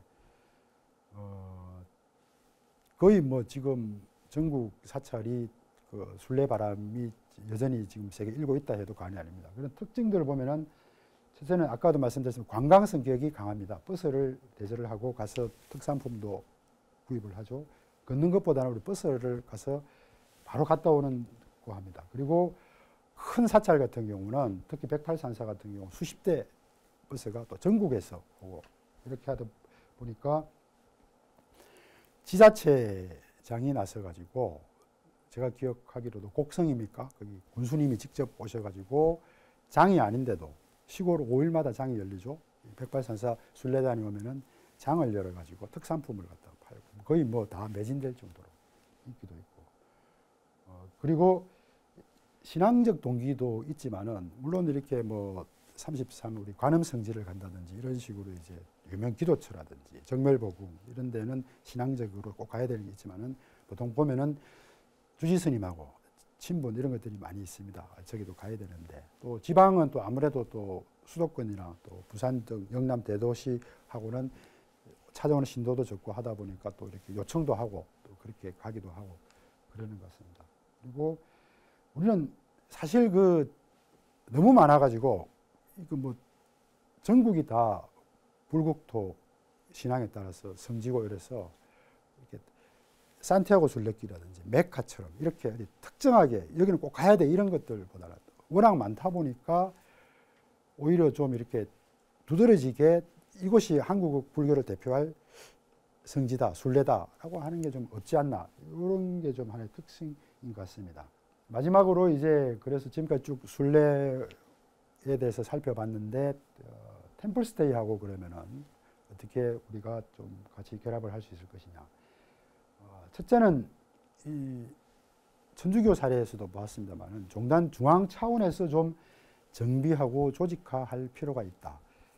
제주도에서 그 올레길하고 비슷하게 제주불교 성지 순례길이라고 해서 몇 년 전에 조성을 한 적이 있습니다. 야심차게 출발했었는데 제주도에 있는 각 사찰들을 순례하고 이런 건데, 이게 지금 안타깝게도 홈페이지에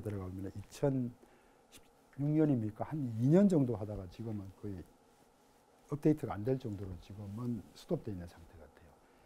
이런 것들이 무엇인가 하면은 어디서 중앙에서 좀 조직적으로 이렇게 정비를 하고 동원을 하고 좀 할 필요가 있다라고 합니다. 그리고 템플스테이하고 도보 순례가 결합이 된다. 우리 살펴보셨지만은 산티아고 순례길도 그렇고 다들 걸어갑니다. 다들 걸어갑니다. 우리는 근데 이제 노보살님들이 많고 하다 보니까 당일치기로 갔다 오는데 지금 도보가 굉장히 그 순례는 아니지만은 북한 산성 같은 경우에 성문을 갖다가 다 도는 순례가 등산객들에게 자발적으로 일어나고 있습니다. 이런 식으로 굉장히 걷기, 둘레길, 제주 올레길 이런 것들이 굉장히 많이들 가고 있는데 이걸 갖다가 좀 템플스테이는 우리 그 머무는 공간이잖아요. 아까 우리 그 일본 시코쿠 순례길도 봤습니다만은 이걸 갖다가 숙소라든지 이런 걸 같이 제공을 하면서 길을 갖다가 연결을 하면은 저희들도 전 세계 어느 나라보다도 이렇게 좋은 순례길 또 숙소를 갖다가 만들 수 있지 않을까 생각합니다. 그리고 주제별 좀 순례 프로그램을 많이 개발해야 된다. 통도사 안에 들어가 보면은 암자가 16개 있습니다. 물론 그중에 한 군데는 또 바깥에 있고 그래서 17암자다고 하는데 이걸 자발적으로 많이들 돌아요 보면은 이 통도사 경내에 있습니다. 논이 있고 산이 있고 암자가 있고 그 암자들이 신라 시대 때부터 해가지고 역사들이 사명대사께서 계신 곳도 있고 다 역사들이 있고 또 아름다운 경관들이 있습니다. 이렇게 그리고 그 안에는 또 이렇게 템플스테이를 하고 있어요. 근데 템플스테이 따로 또 도는 분들 따로 이렇게 놀고 있는데 이걸 갖다가 순례길을 조성해가지고 그 길이 또 옛날부터 있었습니다. 스님들 다니던 길. 찻길이 나면서 사실 이용하지 않는데 이런 것들을 활용을 하면은 굉장히 좋은 순례처가 될 수 있다. 우리 그 허균 홍길동이 유명하잖아요. 봉원사에서 그 사명대사를 만나가지고 불교를 처음 이렇게 입문을 해서 쭉 돌아서 강원도로 해서 금강산을 갔다가 낙산사로 해서 삼척으로 그리고 저쪽에 그 율도국 이상향이죠. 저쪽에 이제 부안에 변산반도 쪽에도 이제 부인받아 가기도 하는데 그러면은 홍길동과 떠나는 이상향 뭐 순례길 이런 식으로 해서 사찰을 따라서도 할 수 있고 굉장히 많은 우리 그 중간중간에 다 템플스테이를 하는 사찰들이 있다는 거죠. 연계하면은 얼마든지 우리가 템플스테이도 살리고 또 순례 붐도 일으키고 또 사찰에 지방 사찰에 여러 가지 또 경제적으로도 많이 요즘 코로나 때문에 어려운데 또 활성화시킬 수 있고 그렇게 될 수 있지 않나 그런 방식으로 좀 종단에서 또 우리 불교문화사업단에서 좀 고민을 해가지고 한국 불교도 이렇게 순례가 전 세계적으로 좀 많이 좀 알려졌으면 좋겠습니다. 네, 고맙습니다. 네, 산티아고 순례길부터 국내 성지 순례길까지 차근차근 짚어주셨고요. 또 도보 순례와 템플스테이를 결합해서 순례를 어떻게 활성화시킬 수 있는지에 대한 제언까지 해주셨습니다. 이어서 한양대학교 관광학부 정란수 교수께서 토론문을 발표하겠습니다.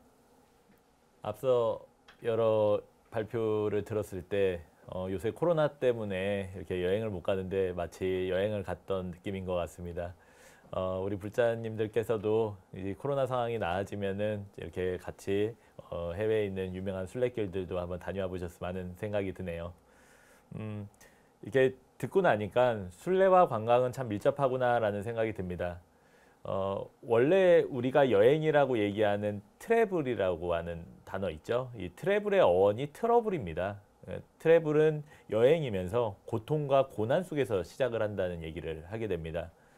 바로 그거야말로 여행이라는 것들이 즐거움만을 추구하는 게 아니라 우리가 바로 이렇게 순례와 같은 과정을 통해서 자기를 알아가는 그런 형태들이 바로 여행의 시작이라고 생각을 합니다.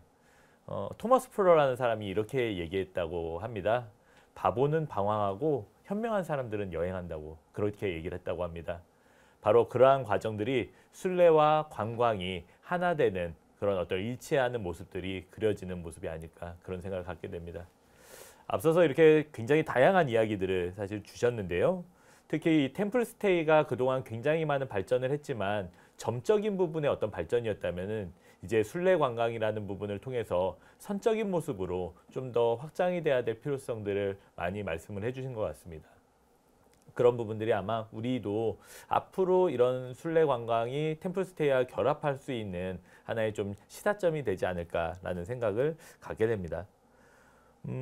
다만 이제 정말 중요하게 저희가 바라봐야 될 거는 우리 불자님들도 계시지만 일반인들도 템플스테이에 참여했던 이유와 마찬가지로 순례 관광, 우리 전통 사찰 순례를 왜 해야 되는지를 좀 살펴볼 필요가 있을 것 같습니다. 여행자 입장에서 우리가 왜 순례를 꼭 해야 되지? 라고 하는 그런 어떤 당위성을 좀 찾아줘야 되는 거죠. 지금은 코로나 때문에 가지는 못하지만 이미 아까 말씀을 해주신 스페인 산티아고 순례길은 800km가 넘게 걸어가는 길이고 우리가 스페인까지 가는 그 과정이 굉장히 험난하더라도 우리나라 사람들이 정말 많이 찾고 있습니다. 뭐 그냥 찾는 정도가 아니라 얼마 전에 예능 프로그램에서도 스페인 하숙을 하는 그런 프로그램도 있었죠. 바로 이러한 것들이 그만큼 사람들이 내가 산티아고 순례길에 가서 나를 돌아보고 뭔가 그런 경관들을 좀 바라볼 수 있겠구나, 그런 것들을 아마 느끼지 않았나라는 생각을 갖게 됩니다. 우리 전통 사찰 순례도 아마 이런 부분을 좀 더 찾고 출발을 해야 되지 않을까라는 생각을 갖게 됩니다. 그래서 아까 저는 발표문에서 정말 많은 공감들을 얻게 됐는데요. 우리가 점점 전통 사찰 순례와 관련된 것들을 많이 지금 발굴해서 확장을 하고는 있습니다. 근데 또 확장을 많이 하다 보니까 어디를 꼭 가봐야 되는지 이런 것들이 좀 우리한테는 와닿지는 않는 것 같습니다. 많은 확장도 중요하지만 그 중에서 테마와 코스, 그리고 어디는 꼭 가봐야 되는 것들, 이런 것들을 좀 더 우리가 발굴해 줄 필요가 있을 것 같고, 뭐 이런 부분을 예를 들어서 뭐 여기에 가면은 굉장히 신심에 어떤 도움이 된다든지, 또 프로그램이 굉장히 훌륭하다든지, 아니면은 뭐 경관이 굉장히 훌륭한 명소가 있다든지, 이런 부분들에 대한 것들을 우리 불교문화사업단에서는 조금 더 마련을 해야 되지 않을까라는 생각을 갖게 됩니다. 또 많은 사람들이 이렇게 순례를 하는 것들이 지금은 버스로 또 다니시는 게 좀 안타깝다는 아까 말씀도 주셨지만, 도보로 하는 게 또 쉽지만은 않습니다. 그러면 도보로 그렇게 순례를 다 돌아봤을 때 뭔가 보상은 이루어져야 되지 않을까 싶습니다. 뭐 가능할지 모르겠지만 예를 들어서 불교문화사업단에서 우리가 어떤 순례 프로그램 코스를 만들고 그걸 다 돈다면은 뭐 1년 동안 템플스테이를 무료로 다 이용을 해줄 수 있게 한다든지, 아니면은 불교문화사업단에서 지금 운영하고 있는 그 종로에 있는 바루공양 레스토랑이죠. 미슐랭에 선정된 굉장히 유명한 레스토랑입니다. 그런데 한번 이렇게 식사를 대접한다든지, 이러한 좀 더 혜택을 주어지는 그런 방식들도 필요하지 않을까 생각을 합니다.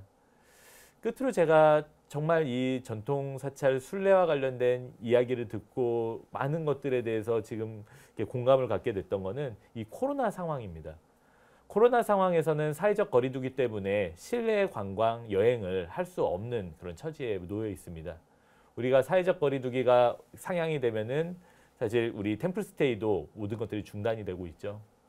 이랬을 때 오히려 순례라고 하는 더 야외를 좀 바라볼 수 있는 것들, 그래서 사색하고 또 청정, 힐링, 명상을 할 수 있는 그런 프로그램들이 활성화된다면은 이런 코로나로 인해 우울한 지금 우리 불자들, 또 국민들, 코로나 블루라고 얘기하는 이런 우울증들을 해소할 수 있는 가장 근본적인 치료제가 되지 않을까, 그런 생각을 좀 갖게 됩니다. 그래서 저는 이제 굉장히 잘 이런 것들을 많이 공감을 하면서 들었는데요. 자, 우리 박주영 주표님께 좀 궁금했던 거는, 과연 그러면은 해외 이런 여러 가지 그 순례 사례들을 봤을 때 코로나 이후에 우리나라에서도 이런 전통사찰 순례가 가능할 건지, 또 어떤 것들이 좀 더 이렇게 나아가면 좋을지 같은 것들을 말씀해 주시면 감사할 것 같습니다. 네, 코로나 이후뿐만 아니라 지금도 좀 준비를 잘 하면은 도보하고 템플스테이, 지금 우리 사찰이 방역을 잘 하고 있죠. 그래서 좀 숫자를 갖다가 이렇게 많지 않다 하더라도, 또 도보 같은 경우는 아무래도 야외고 이래서 또 코로나에도 걸릴 확률도 적고 하니까 그걸 좀 잘 조정하면은 지금도 할 수 있지 않겠나 생각이 들고요. 지금 오히려 그 코로나로 인해 가지고 우리가 자유롭게 그 관광을 다니고 했던 것들이 얼마나 소중했던가라고 하는 걸 더 잘 느끼기 때문에 앞으로 그동안 하지 못했던, 온라인에 하지 못했던 것들이 폭발적으로 늘어나리라고 생각을 합니다.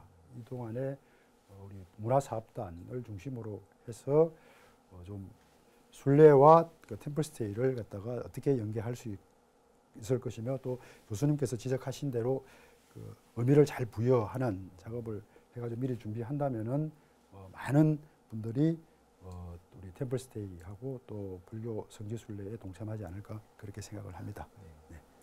네, 두 분 말씀 잘 들었습니다. 이렇게 해서 순례 종교적 의미, 국외, 국내 이웃 종교 사례를 통해서 본 순례 관광에 대한 박부영 논설위원의 발표와 또 정란수 교수님의 토론까지 모두 끝이 났습니다. 코로나19 사태가 두 분 말씀대로 하루빨리 종식이 되고 한국 불교의 성지 순례가 더욱더 활성화돼서 자비의 마음으로 진행되는 우리만의 성숙한 순례 문화가 정착되기를 기대해 보겠습니다.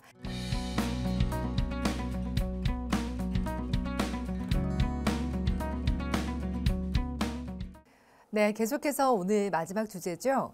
템플스테이와 사찰 순례 연계 관광 자원화 방안에 대한 발표와 토론을 진행하도록 하겠습니다.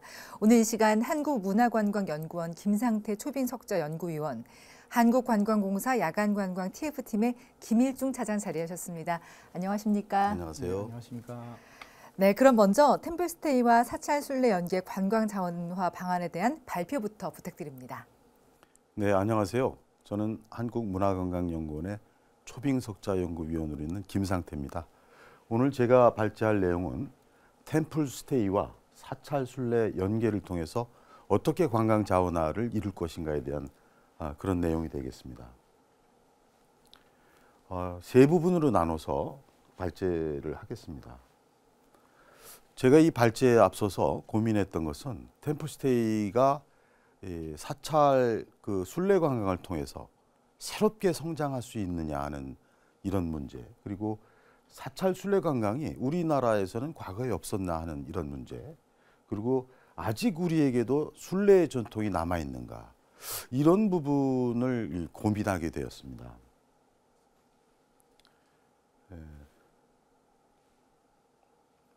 템플스테이는 여러분들 잘 아시는 대로 2002년도 세계 월드컵 축구 대회를 앞두고 우리가 한국을 대표할 문화관광 체험을 외국인 방문객들에게 선보이고자 하는 그런 의미에서 시작이 된 것으로, 현재는 템플 라이프라고 하는 당일형 체험과 1박 2일 이상의 체험형 프로그램으로 해서 템플스테이가 진행이 되고 있습니다. 여기서 보시는 대로 템플스테이라는 것은 한국 불교의 전통 문화, 그리고 수행 정신, 그리고 일상생활을 체험하는 그런 내용이 되겠고, 이것만이 아니라 사찰 내와 그리고 사찰 밖에 있는 지역의 문화관광 자원과 자연 환경을 같이 체험하는 방식으로 템플스테이가 정의되어 있다라는 말씀을 드릴 수 있겠습니다.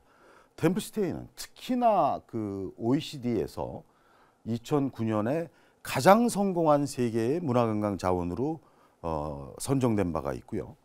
역시 그 2009년도에는 국가브랜드위원회에서 한국을 대표하는 브랜드를 템플스테이로 이렇게 정한 바도 있습니다. UNWTO라고 해서 세계관광기구에서도 2014년부터 꾸준히 한국의 템플스테이를 관심을 갖고 소개하고 있는 그런 상황이 되겠습니다. 이런 반면에 이 순례 관광의 경우는 초기에는 그 종교인들의 신앙심을 중심으로 해서 움직였다면은 현재는 다소 세속적이고, 그리고 다시 말씀드려서 관광적 요소가 결합된 방식으로 발전해 나가고 있는 것들을 볼 수가 있습니다. 우리 불교의 전통에서 보면은 대반열반경에 나와 있는 대로 룸비니와 보드가야, 사르나트, 그리고 쿠시나가르를 방문하게 되면 부처님 그 열반 후에도 같은 어떤 그 가르침과 이런 것들을 받을 수 있는 그런 장소로 이렇게 소개가 됐는데, 최근에는 라지기르, 바이샬리, 수라바스티, 상카시아 이렇게 네 군데를 포함해서 8대 성지가 되는가 하면은 나란다 대학, 파탈리푸트라, 그리고 전정각산, 카필라바스투, 피프라우허와 정도들의 그 부처님의 실제 행적이 기록에 남아 있는 곳들이 꾸준히 개발돼서 불교의 성지들은 인도 내에서 굉장히 넓혀져 가고 있다라고 이렇게 말씀을 드릴 수 있겠습니다. 우리나라의 경우도 불교 내에서 굉장히 그 전통적으로 이미 브랜드화됐다라고 볼 수 있는 사찰 순례도 굉장히 많은데요. 삼보 사찰 순례가 굉장히 대표적이죠. 그래서 불보, 법보, 승보로 해서 통도사, 해인사, 송광사 등이 있고 또 부처님의 진신사리를 모셨다고 하는 정멸복음 순례가 5대 복음을 중심으로 해서 꾸준히 우리 불자들의 지금 방문을 받고 있고 3대 관음 성지의 어떤 이런 기도처들도 우리 나라에서 불교 신자들에게는 굉장히 알려져 있는 그러한 순례가 되겠습니다. 2000년 이후에는 제일 유명한 것이 역시 연꽃길 따라 함께하는 108사찰 순례단이라고 볼 수 있는데요. 이 부분은 매월 셋째 일요일에 3개 사찰씩, 하루에 3개 사찰씩 사시, 미시, 저녁 예불을 봉행하는 108개 사찰 순례를 3년에 걸쳐서 완성하는 이러한 그 내용의 순례가 이루어지고 있습니다. 또 오늘도 우리 김일중 그 팀장님 나와 계십니다마는 삼삼 관음성지가 우리 불교문화사업단과 한국관광공사가 함께 2008년 한일관광교류회를 맞아서 고품격 방한 관광 상품의 하나로 만들어서 오늘날까지 이루고 있습니다. 또 이 당시 비슷한 시기에 원효대사 순례길, 이것은 UN 그 WTO의 스텝 재단이라고 하는 데에서 같이 관광공사가 만들었던 그런 길이고요. 또 의상대사 순례길도 마찬가지로 우리가 노력해왔던 그런 순례길이 되겠습니다. 타종교는 앞서서의 발제에서 굉장히 아마 제가 알기로는 자세하게 그 내용 소개가 됐지만은 어쨌든 그 캐톨릭이나 기독교에서도 꽤 꾸준히 많이 순례길을 만들어 왔다고 볼 수 있고요. 우리의 순례길에서는 최근에 백담사나 저도 며칠 전에 다녀왔습니다만 해남의 달마고도 같은 것들이 금강 스님이 직접적으로 주도적으로 나서셔서 이 맨손 공법으로 기계를 동원하지 않는 방식으로 옛 그 스님들 다니던 길을 복원한 이런 사례도 있습니다. 또 제주도 내에서는 굉장히 또 이 3개 사찰이 묶여져서 이것을 순례로 현재 돌리고 있고요. 최근에 불교문화사업대는 53개 전통 사찰을 도는 방식의 순례 상품도 현재 그 구상을 하고 있는 그런 상황입니다.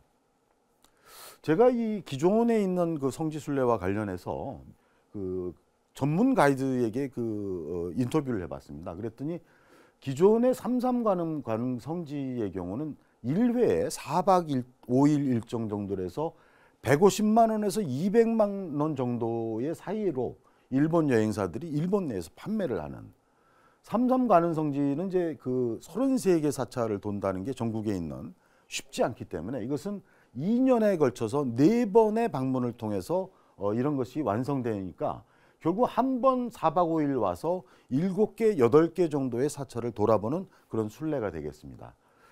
이분의 그 말씀에 의하면 참여자의 3분의 1 정도는 불교인인데요. 나머지 3분의 2 정도는 한국 전통 문화에 대한 어떤 그 관심을 갖고 오는 분들입니다. 그래서 사실은 이런 그 참여자들의 구성을 갖고 우리가 어떤 프로그램을 해야 되느냐 이런 것들을 고민해야 되고요.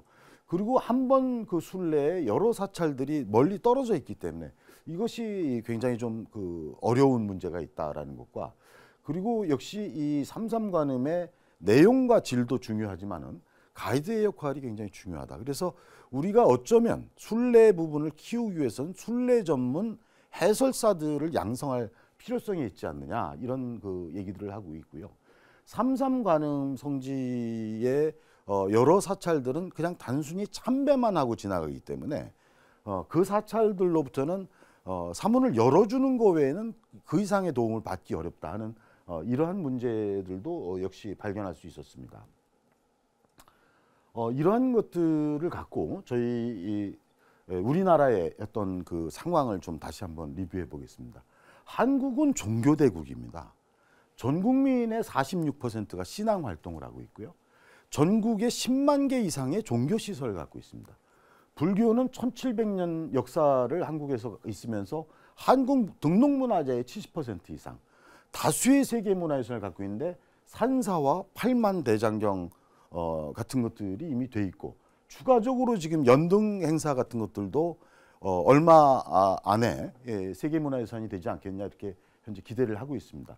기독교의 경우에는 세계에서 대형 교회 50위 안에 절반 정도가 한국 교회가 차지를 하고 있고 해외 선교사 파견에서는 역시 세계 미국에 이어서 두 번째 강국입니다. 천주교 역시 가톨릭 순교 성인으로 보면은 이탈리아 다음으로 우리가 순교 성인이 많은 가톨릭으로서도 그 선진국이고요. 유교 부분은 본국인 그 발생 본국인 중국을 넘어서 송나라의 유교 의식과 그 복식을 한국에서 고스란히 승계한 것들이 중국을 놀라게 하고 있고 전국적인 제사 문화도 아직도 유지되고 있는 상황입니다. 민족 종교 그렇고요. 무속에 있어도 세계 셔먼의 70%가 한국에 있다. 이것은 결국 우리나라는 굉장한 종교 대국이 어떤 사실인데 그럼에도 불구하고 지금 현재 통계를 보면은 지금 우리나라에서 그 외국의 종교 관광으로 나가는 사람은 1년에 120만 명 정도가 되는데 외국에서 우리나라의 종교로 들어오는 사람들은 3만 5천 명밖에 안 됩니다. 이것은 매우 심각한 문제라고 볼 수 있고요. 잠재력에 비해서 이런 수치가 좀 어렵게 나는 그런 문제가 있다는 것이죠. 여기가 보통 일반적으로 우리 언론에서 그 판매되고 있는 종교관광 상품입니다. 제가 말씀드리고 싶은 것은 나가지 마라. 외국에 있는 성지 순례를 하지 말라는 얘기가 아니라 그만큼 우리도 우리의 성지로 외국 관광객들이 참배하게 또 순례에 참여하게끔 하는 것들이 우리에게 중요한 숙제다라는 것을 말씀드리는 겁니다.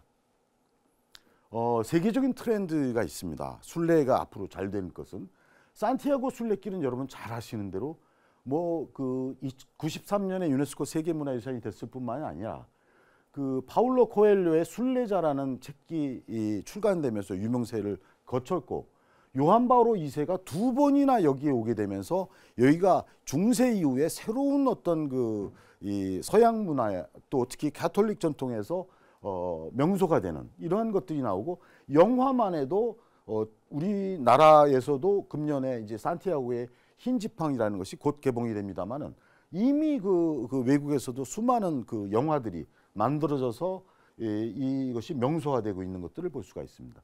메카의 경우는 이슬람에게서는 의무로 돼 있죠. 5대의 계율에 포함될 정도로 이 하지가 중요한 상황이고 그래서 흰 옷들을 입고 여기에 참여하는 이런 것들이 아주 매우 유명합니다. 카일라스도 유명하죠. 티베트인들이 또 그 가게 되는 어떤 이런 것들이 있는데 특히 제가 그 영혼의 순례자라고 하는 중국의 장량 감독의 2015년 작품을 보고 우리 순례를 어떻게 하면 명소화할 수 있을까에 대한 여러 가지 힌트를 얻었습니다. 그런 것들 중에는 순례자 그룹들에 대한 지나가는 사람들이 굉장히 존경심을 보이고 공양도 하고 차라도 한 잔 혹시 숙소라도 제공해주는 이런 문화가 거기서 같이 되고 그리고 순례에 따라가는 것을 굉장히 부러워하고 또 다녀온 사람은 자랑거리로 가는 이것이 순례를 성공시킬 수 있는 요건이라고 보는 것이죠. 보타나카산, 쿠마노고도 특히 우리나라에 많이 알려진 스코쿠 순례길도 역시 그런 관점에서 매우 성공적인 것들이고 여기에 지금 현재 순례 참여자들은 계속적으로 늘어나고 있는 상황들입니다. 또 국내에서도 마찬가지입니다. 국내에서는 현재 순례길 아까 소개해드린 우리 불교와 타종교에서의 뿐만이 아니라 제주 올레길 또 코리아 둘레길 같은 데에서도 매우 성공적인 현재 그 인프라가 현재 준비가 되고 있고요. 이런 측면에서 외부적 환경으로 볼 때도 순례 관광이 우리 템플스테이를 키우는데 굉장히 중요한 환경들을 만들어가고 있다는 것과 템플스테이 자체가 여기서 통계를 보시면 2002년 이후에 꾸준히 현재 그 실적이 늘고 있습니다만은 그러나 이 그래프가 대체적으로 완만하게 지금 이어지는 걸 보실 수 있을 겁니다. 그래서 템플스테이는 내용적으로 보면은 사찰 음식을 통해서 한번 크게 성장을 또 중간에 했다가 또 한번 이제 제가 볼 때에는 순례 관광을 통해서 제2차 도약을 지금 시도할 때가 아닌가 하는 그렇게 저는 주장을 하는 거고요. 관광객과 신도 입장에서도 보다 의미 있는 이런 코로나 시대의 여행 콘텐츠로서 건강과 정신을 함께 추구할 수 있는 것이 바로 순례 관광입니다. 템플 사찰의 입장에서도 템플스테이의 실적을 좀 더 향상할 필요가 있고요. 지방자치단체에서도 보다 품격 있는 관광 상품을 만들기 위해서 현재 주어진 자원들을 묶어나가는 이런 선적 어떤 관광이 필요하다. 그리고 문화체육관광부에서도 역시 아까 말씀드린 대로 종교 순례의 국제수지 이런 것들을 균형화하고 템플스테이 정책에 대한 사업의 정당성을 제고하기 위해서 뭔가 성과를 낼 수 있는 노력을 해야 된다는 거죠. 그리고 역시 한국문화관광의 경쟁력을 제고해야 되는데 이런 인식하에서 2020년도 금년도 국가관광전략회의에서 바로 세부 이행 과제 중에 하나로 현재 그 종교문화관광에 대한 전국적 조사를 현재 시행하고 있습니다. 그래서 이 연구가 아직 그 한국학중앙연구소에서 완료가 되지 않았는데요. 그 사업단이나 뭐 저를 포함해서 여러 그 참여자들이 앞으로 여기 이 순례 관광, 특히 불교 순례 관광의 정책적인 지원을 유도해서 이러한 사업들이 추진할 수 있도록 그렇게 해야 될 것 같습니다. 김상태 초빙석좌 연구위원께서 템플스테이에 대한 정의부터 불교 성지순례의 다양한 예, 또 사찰 성지순례 관광의 잠재력과 필요성에 대해서 차근차근 짚어서 설명해 주셨습니다. 계속해서 다음 발표 내용 청해 듣겠습니다. 네, 그렇다면 지금부터는 템플스테이와 어떻게 순례, 성지순례와를 연계해서 관광 자원화를 이루어 나갈 것인가에 대한 말씀을 드리도록 하겠습니다. 관광에서는 전문가들이 얘기하는 내용이 있습니다. 하나의 점이 자원 매력이 약하면 묶어라. 그리고 점에서 선과 면으로 발전해 나가야 된다. 이런 얘기를 하고 있습니다. 순례 관광이 그러한 관점에 부합되는 수단이라고 말씀을 드리는 거고요. 그런데 순례길이라는 건 여러 가지를 개발을 해왔고 여러 그 많은 나라에서 해왔지만 다 성공적이었던 것은 아닙니다. 그런 면에서 보면은 제가 엄소 교수님이라고 은퇴하신 관광학과 교수님이 계신데 명소론이라는 것을 적용한 바가 있어서 제가 그런 개념들을 리뷰를 했는데 시간 관계상 자세하게 말씀드리기보단 다음 페이지에서 제가 지금 그 엄소 교수님의 명소론과 그리고 앞서의 여러 가지 사례와 영화라든가를 제가 보면서 10가지의 성공적인 어떤 그 순례 관광의 요소들을 뽑아봤습니다. 이 내용은 현재는 경험적으로 뽑아진 거지만은 학술적으로는 이것을 척도 개발을 해나가게 되면은 굉장히 과학적인 어떤 방식으로 이 명소성을 드러낼 수 있는 그런 내용인데요. 우선 역사적 정통성입니다. 이것이 갑자기 급조된 인위적인 것이냐 하는 이런 문제, 또 유네스코 유물이 되거나 아니면 계율해서 여기서 가게 하느냐 하는 문제, 그리고 순례를 다녀온 것이 주변의 자랑거리냐 하는 이런 밸류의 문제, 그리고 순례가 갖는 화제성, 영화나 소설의 주제가 되거나 아니면 최소한 음악의 주제가 되거나 하는 이런 것들, 그리고 순례의 보편성이라는 게 있습니다. 이것은 숙박시설의 위생과 최소한의 편의 같은 것들이 음식이나 음식점과 함께 이런 것들이 보급이 되느냐 하는 이런 것들이 있고요. 또 하나는 순례의 이야기성입니다. 이것은 뭐냐면은 순례를 다녀왔더니 어떤 효과가 있었다. 영적으로 힐링이 되고 치유가 되고 또 혹은 마음이 넓어지고, 제가 그 서명숙 선생님 올레길을 개발하신 우리 서명숙 선생의 책을 보다 보면은 30일 이상은 산티아고 길을 걸은 사람들은 예외 없이 성자의 눈빛을 하고 있다라는 이 대목에 저는 굉장히 감동을 받은 적이 있는데요. 그러한 그 순례의 이야기성, 그리고 또 중요한 게 순례의 의례성입니다. 어떤 옷을 입고 어떠한 방식의 최소한의 의례를 통해서 참여하느냐, 그리고 순례의 연상성, 모든 그 순례가 끝나고 나서 순례를 다녀온 것을 어떤 식으로 증명하고 기억해낼 것인가에 대한 그 기념품이나 특산물들, 그리고 순례의 개방성이 중요합니다. 이건 뭐냐면 우리 불교 신자뿐만이 아니라 타종교, 외국인, 그리고 일반적인 국민들까지 참여할 수 있게 하느냐는 것들이, 이런 그 6개의 사례를 보면은 역시 성공적으로 세계적인 유명세와 정통성을 갖고 있는 순례길들은 이런 항목들이 굉장히 중요하고요.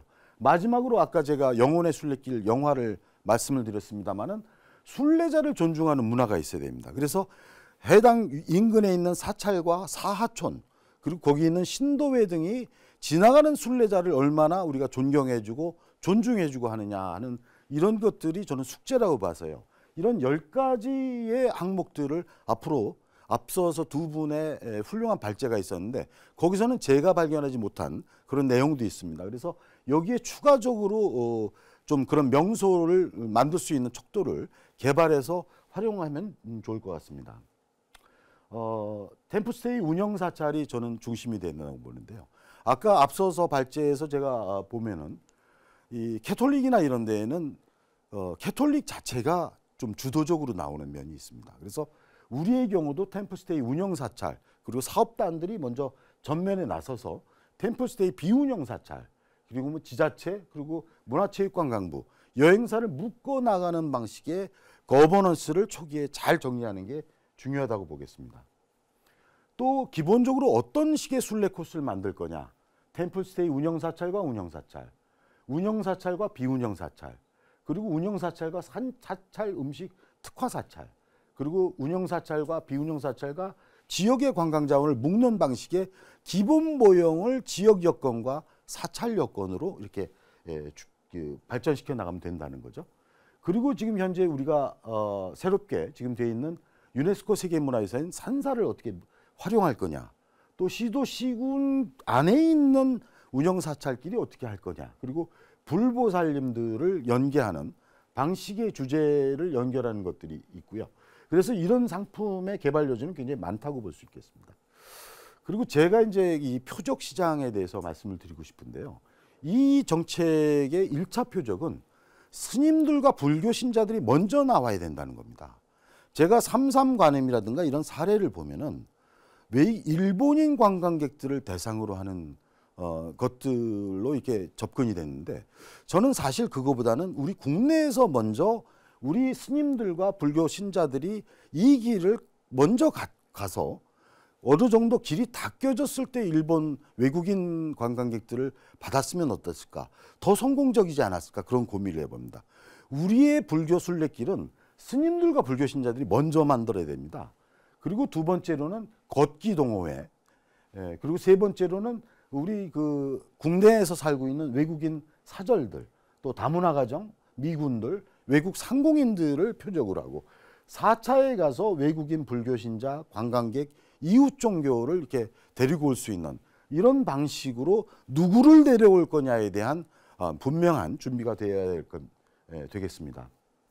기본적으로 어떤 사업을 펼쳐나갈 거냐는 방식이 많습니다. 그러나 기본적으로는 우리 불교사업단과 운영사찰, 템플스테이 운영사찰들이 나서되 기본적으로 문화체육관광부와 우리 불교문화사업단이 사업 공모를 하고 그리고 공모 지원을 통해서 심사를 통해 필요한 예산을 지원하는 방식으로 하는 것이 현재로서는 가장 무난하다고 보겠습니다.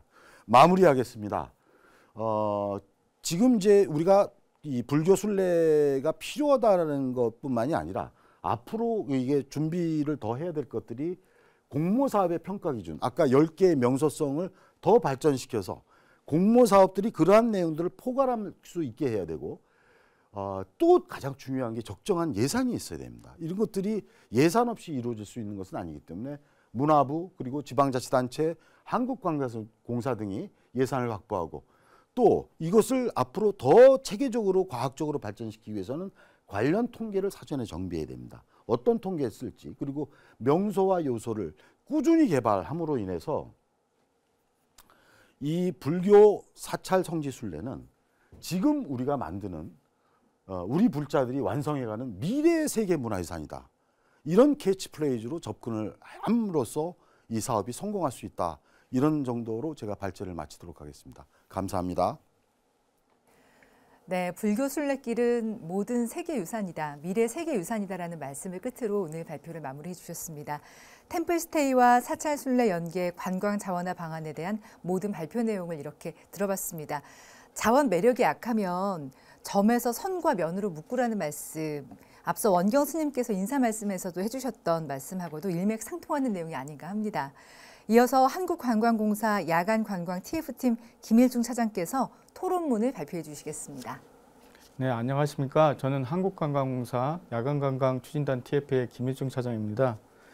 이렇게 템플스테이와 전통사찰 관광자원화 세미나에 참석하게 되어서 감사드립니다.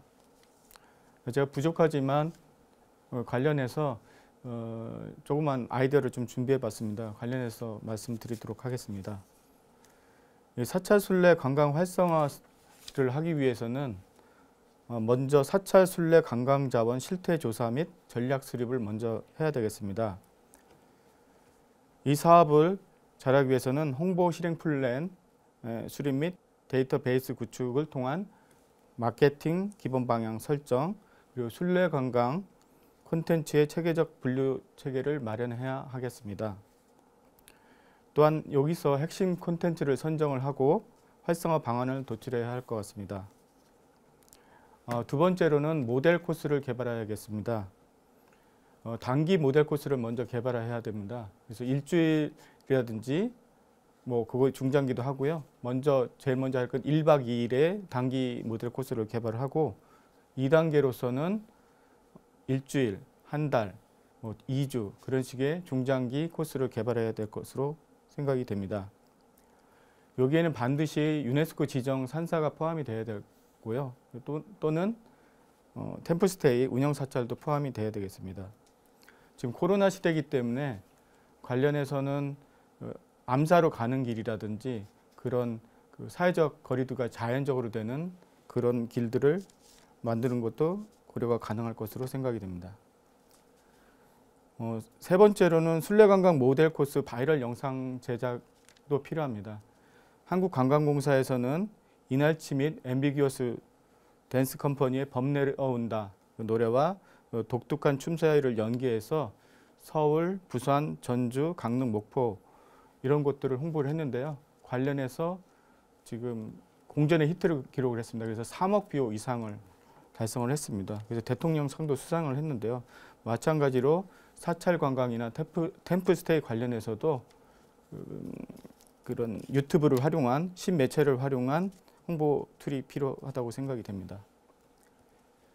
또한 리드 코로나 시대 맞춤형으로 해서 사찰 순례 관광을 비대면 마케팅을 활발히 해야 될 것으로 생각이 됩니다. 이러기 위해서는 비대면 사찰 순례 관광지를 선정을 해서 홍보를 할 필요성이 있고요. 여기에는 국내 가이드나 국내 거주 해외 전문 인플루언서를 활용한 사찰 순례 랜선 가이드 여행을 해야 될 것으로 생각이 됩니다. 얼마 전에 관광공사 런던 지사와 정관 스님하고 같이 온라인으로 해서 랜선으로 해서 사찰 음식 클래스를 가졌었는데요. 이러한 유사한 온라인 비대면 홍보 마케팅 툴을 개발할 필요성이 있겠습니다. 그리고 다섯 번째로는 사찰 순례 관광 가이드북을 제작을 해야 됩니다. 이 가이드북은 현재까지 많은 가이드북이 설명 위주로 되어 있습니다. 이 설명 위주보다는 지금 시대에는 사진 위주의 그런 이미지 위주의 편집을 통해서 제작을 해서 홍보할 필요성이 있습니다. 또한 사찰 관광이 지속적으로 발전하기 위해서는 그 지역의 지자체에 있는 많은 그런 트렌디한 관광지와 컨텐츠를 연계해서 소개할 필요성이 있습니다. 여섯 번째로 제페토 앱이라고 아시는지 모르겠지만 MZ세대를 타겟으로 해서 제페토 앱, 그러니까 온라인상 아바타를 연계해서 마케팅을 할 필요성이 있습니다. 일곱 번째로는 국제순례관광 하이브리드 포럼을 개최할 필요성이 있습니다. 지금 당분간은 코로나로 인해서 정상적인 포럼이 개최가 어렵기 때문에 온오프라인으로도 하고 VR로 해서 해외에 있는 발표자들을 세미나에 이렇게 좌장이라든지 해서 그런 하이브리드형 포럼을 개최를 통해서 사찰, 지자체 여행사 대상으로 해서 국내외 관계자들의 대상으로 해서 이 사찰 순례 관광을 붐업할 필요성이 있습니다. 여덟 번째로는 한류 드라마, 영화, 뮤직비디오 내 사찰 음식 홍보를 통한 순례 관광 홍보가 필요합니다. 한국 관광 결정 시 선호 문화로서 K-팝이 26.3% 정도에서 한류가 절대적인 영향을 주는 것으로 파악이 됩니다. 그래서 관련해서 한류 콘텐츠에 나타난 사찰 음식을 소재로 해서 홍보할 필요성이 있겠습니다. 김상태 위원님도 잠깐 말씀하셨지만 그 정책 입안자 및 일반 국민 대상으로 해서 이 사찰 순례관광 중요성을 환기를 해야 하기 때문에 그 공중파, 불교 방송도 해당이 되겠지만 국내 순례관광 다큐멘터리를 제작을 해서 지원할 필요성이 있겠습니다. 그리고 마지막으로 제가 생각했던 부분은 제가 지금 현재 야간 관광 추진단 TF에서 근무를 하고 있는데요. 지금 문화재라든지 아니면 서울이라든지 지자체에서 많은 야간 관광 사업과 경관 조명 사업을 하고 있습니다.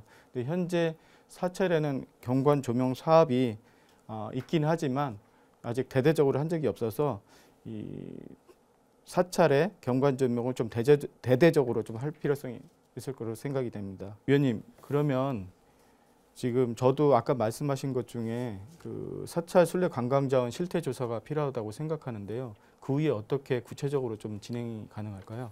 네. 우선 그 우리 팀장님 말씀하셨던 그런 그 실태 조사, 전략 수립 이런 것들이 선행돼야 된다는 것이 이러한 것이 단순히 어떤 한 유행으로 그 접근이 된다고 하면은 우리가 관광자원을 많이 개발하고 운영해 봤지만 실패를 거듭한 일도 굉장히 많았거든요. 성공한 일도. 그래서 이것은 그 조사와 그리고 조사를 기반으로 한 중장기 계획에 의해서 추진돼야 될 거다라고 좀 생각을 하고요. 질문과 연관해서 말씀을 드리면 현재 그 종교 자원, 전국적인 종교 자원에 대해서는 아까 제가 발제 때 말씀드린 대로 한국학중앙연구소가 이미 지금 하고 있는 상황이고요. 제가 볼 때 그게 끝날 때쯤 해서 우리가 순례관광 자원들을 별도로 조사할 필요가 있다. 거기에 연속해서. 그래서 그걸 토대로 해서 이 계획이 이루어져야 된다라는 말씀으로 이제 그 답변을 또 드리고요. 두 번째, 전 차장님이 굉장히 중요하게 지금 그 제안해 주신 내용이 모델 코스라고 생각을 합니다.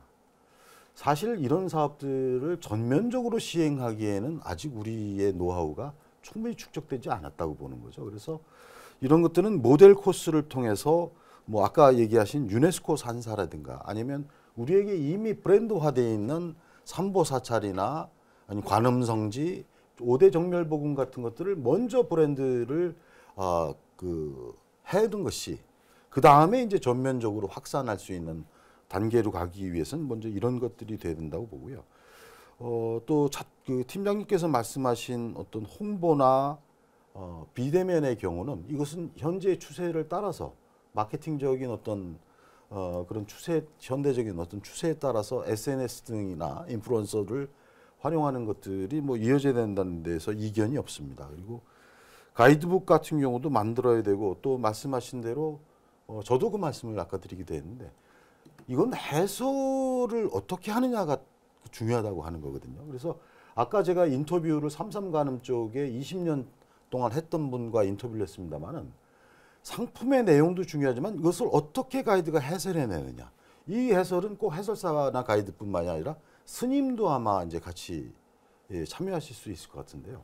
이런 것들을 여하이 성공시킬 수 있느냐 하는 것들이 저는 관건이라고 보는 거죠. 그리고 지자체나 제페토, 뭐 하이브리드 이런 것들은 저도 굉장히 새롭게 오늘 배운 그런 그 내용이고요.